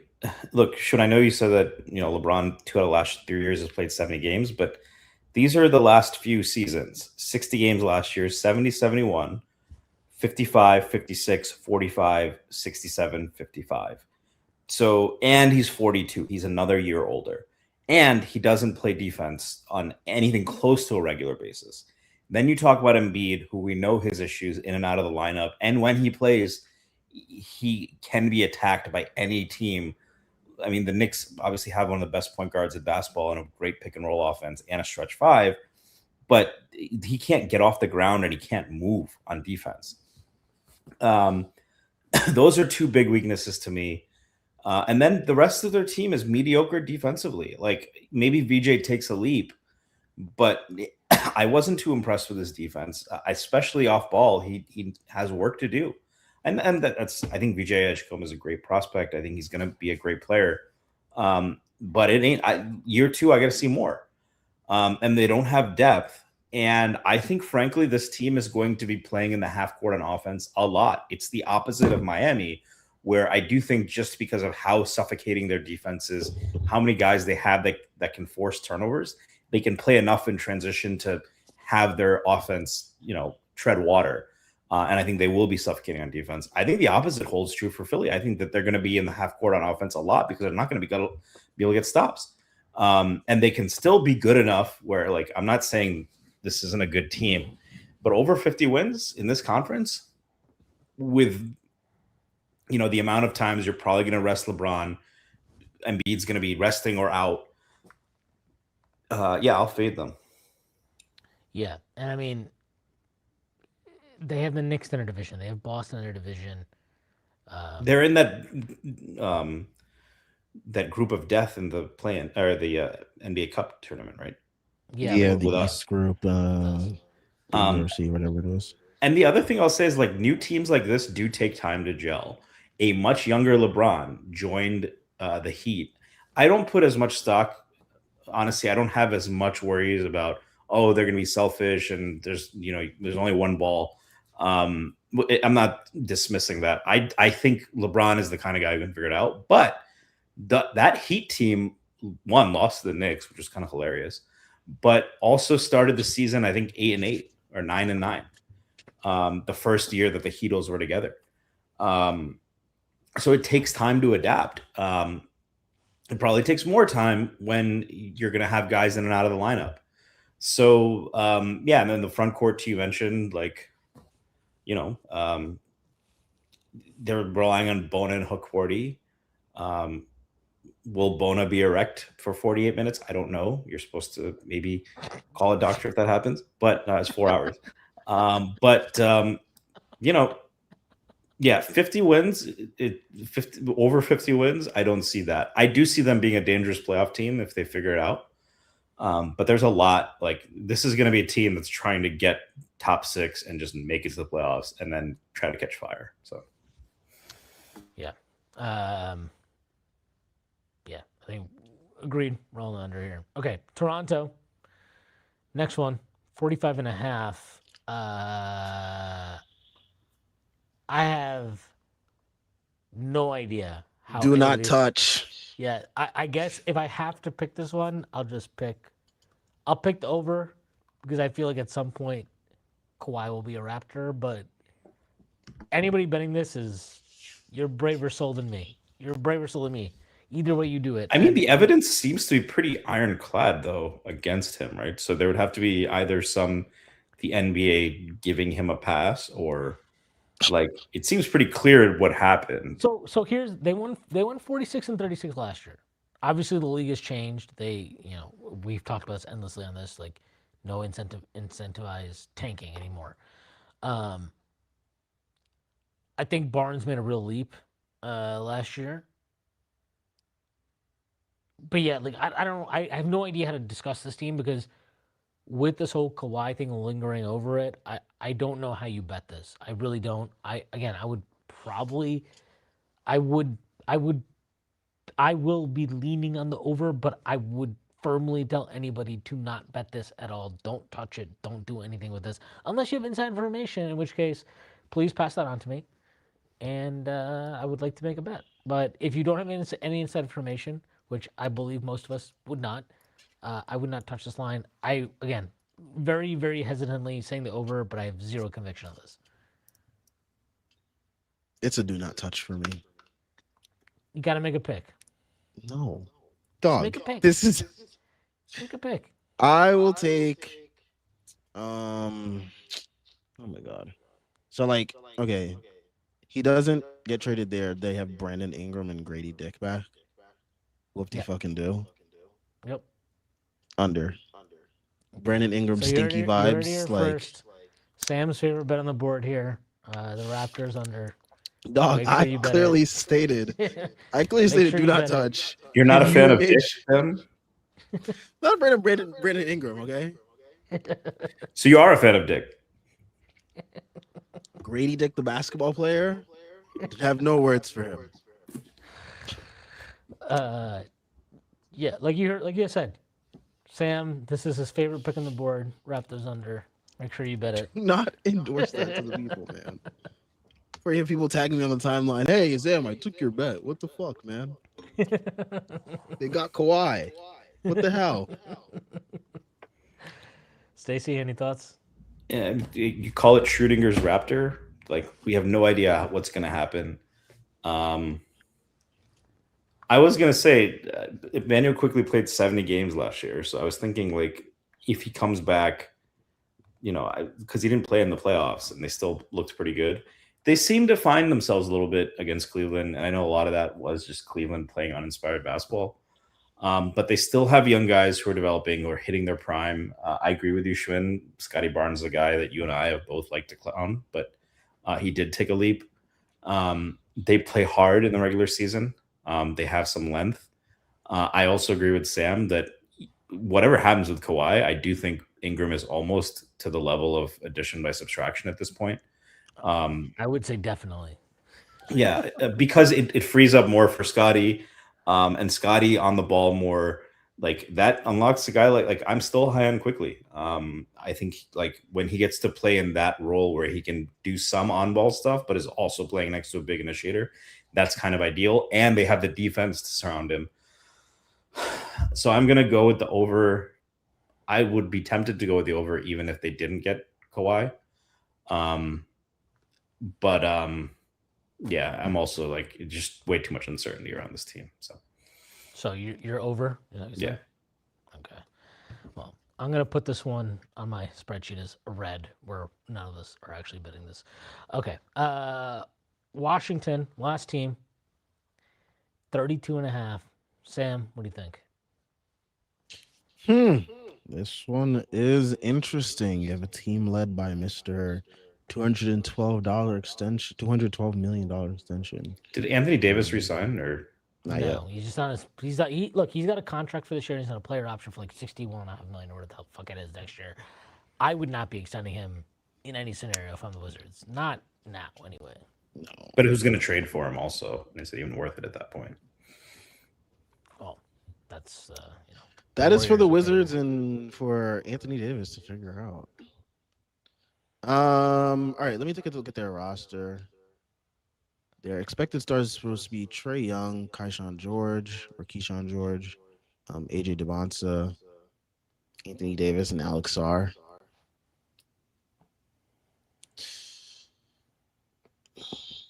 Not really inspiring. 32.5. The under is plus 100. That's very tempting. I'll take the under. It's a Trey Young and Anthony Davis led team in 2026. Stacey? I'll take the over. I mean, for all of Trey Young's warts, like Atlanta was consistently. They did get a lot better once they traded him. I'm not going to deny that, but they were pretty much a play-in team at least every year he was there. Then you add Anthony Davis. I don't know how many games he gives you. He told us that he's playing 82, so I'm holding him to that. And I mean, they're young. I think Devens is going to. I do not think he's going to be a good year one player. But even I could be wrong on that. He does get to the line a lot. He's not a great shooter. He's not going to. I think he was a mediocre defender in college. I think at least to begin, he's going to be a bad defender in the pros. But he can get to the line enough where it might not matter. And they have no incentive to tank. Yeah. And I think there's some upside if Anthony Davis stays healthy and Trey Young. Look, those are two top 30 players at least. Anthony Davis, like fully realized, is still top 15 level talent. And then you have some young guys who I like what Washington's doing. I'm interested to see what they do with that Anthony Davis contract. And I think the Trey Young contract long term is not going to age well. But for this season, they're not if those guys are playing, they're not going to be some pushovers. So I'll go over. I am going to take the under on this team. The point you made about Trey Young and that the Hawks made the play-in consistent with him. They also improved. They traded him. They traded him for CJ McCollum, who's not even a point guard, who ran point for them. I don't know how much that matters. I don't like the blend of their young talent with Trey Young. I don't get it. They're Devonsa's. You mentioned he's not a great shooter right now. Now you're gonna have him being playing off of Trey Young ball handling. I don't know how that all fits. Keyshawn George is a guy I like. He's also a guy who I think needs the ball a bit. Alex Sarr, a player I like. He had a lot of success, or more success, I would say, last year at the 5. He's going to be playing the 4, presumably, next to Davis. That spacing feels weird to me. Well, Davis wants to play the 4, so he'd probably be the 5 still. Yeah, I mean, it's kind of interchangeable, though, right? So I don't know. I just don't like the spacing there offensively. Defensively is where you might see the value with this team. Like with if Davis plays, we know when Davis plays, he's an elite defender. Like there's no real question about that. How many games is he going to play? That's up in the The air. big He has thing. not played a lot of basketball the last few years, and he is entering his age 33 season. Over the last 2 years, here going back to when they won the championship in the bubble with the Lakers, he played 62 games that year. That was a 72 game season, so he played most of the season. He obviously played all the playoffs. Since then, he has played 36, 40, 56, 76, 51, 42. Sorry, 51 and then 20 last year. Um, just is not playing a lot of basketball games. He just doesn't. And I don't know why I should be bullish on that improving as he keeps going on in his career. Um, I don't love I don't like the fit between him and Sar. I think that's very clunky offensively, potentially. Uh, and then their coach is Brian Keefe or whatever, who was our assistant coach at one point in time. Like, he doesn't feel like the type of personality to make all this stuff blend together and command respect in the locker room and get. I don't know. I there's a lot going on here. There was also some report I saw today that they maybe want to add fucking Russell Westbrook, which I don't even I understand. saw a report the other day that they were having conversations about like DeMar DeRozan. Yeah, like I don't get that. I just it feels like they're all over the place. I don't trust that front office. I don't trust Yeah, I that don't team. trust them. Yep, I'm with you. I don't trust them.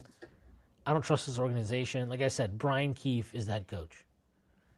I really want to see Brian Keefe go into the locker room and start commanding respect. You don't think there's a lot of good leaders in Washington these days? Unfortunately, no. Unfortunately, as we saw today, as we see on many days, there are not. The only good thing coming But out of yeah, Washington these days is the Washington Mystics. So I don't. I'm going under this team. This is not a line I feel strongly about either way, for the record. But if I were going to take it, I'd probably take the under. But again, the fact that there's no incentive to tank is relevant, and they did trade for Trey Young. Obviously, he's not going to be. He wants to play basketball. I'm sure he does. Anthony Davis, 100% wants to play basketball. So maybe that's probably the bull argument on this team is as much as Davis has not played basketball in the last few years, he's more motivated than ever to be on the court because he wants a new contract, whether that be with the Wizards or I'll check somebody your else. Davis. Let's Yeah, let's see it. yeah. So we will see. We'll see what he does. All right. So that is the end of our Eastern over unders. If you put To all of recap, those into a parlay, by the way, if you put like all of like our picks into our parlay, that's like plus like I want to say plus 6,000. No, it's probably more than that. it would be like plus 60,000 probably Yeah, around that. probably. Yeah. So if you want to make I already money, started definitely. making a bet slip. I started putting my picks into it. So I'm just going to recap it here. Atlanta, 42.5, we were all over. Boston, 50.5, we were all over. Brooklyn, 24.5, we were all over. Charlotte, 39.5. Me and Sam were on the under. Stacey was on the over. Chicago, 29.5. All of us were under. Cleveland, me and Stacey on the under. Sam is on the over. Detroit, I'm on the over. Stacey and Sam are on the under. Indiana, all of us are on the over. Miami, all of us on the over. Milwaukee, all of us on the under. The Knicks, I'm on the under because I hate the Knicks. And Stacey and Sam are on the over. Orlando, we're all on the over. Philadelphia, we're all on the under. Toronto, me and Stacey are on the over. Sam's on the under. And then for Washington, me and Sam are on the under. Stacey is on the over. So those are our picks for the Eastern over-unders. You should definitely definitely not listen to anything we're saying and take it as a fact. Make your own bets for yourself if you're going to bet, or don't bet. That's also perfectly fine. I'm betting. And I put all my picks into one parlay just now. $5 to win 2,000 and something dollars. yep, there you go. Tell Sam he's gonna make you rich. Don't No, I'm not. actually do Please that. don't say that. Yeah, joking. Please don't take that seriously. All right. Thank you to everybody for listening. You know what? We gotta get to these. We did get a couple super chats, so I just want to get to them. Jeffrey Glynn says, "Cannot wait to make Philly fans sad when they remember they have Embiid on their team still." Thank you for the super chat, Jeffrey. And then Brunson Better said, "Sup fellas, we defo trading for a center. Hope number 2 stay. I do too. I think he will. Number 2 I being think Gibson number Pride. 13 might be Yeah. on the way out, though. Is that Dadier? Is Dadier 13? No, he's 4. Kolek's 13. Maybe Dadier. Maybe Dadier. Let's see. We'll see what happens. All right. Thank you to everybody in the comments. Thank you for the super chats. We appreciate it. Stacy, anything you want to plug before we get out of here? Plug all the great work at the Strickland. And yeah, with football season coming, I think we will also be getting more strictly NFL going forward. So check out all the great work on the site. And yeah. Sam?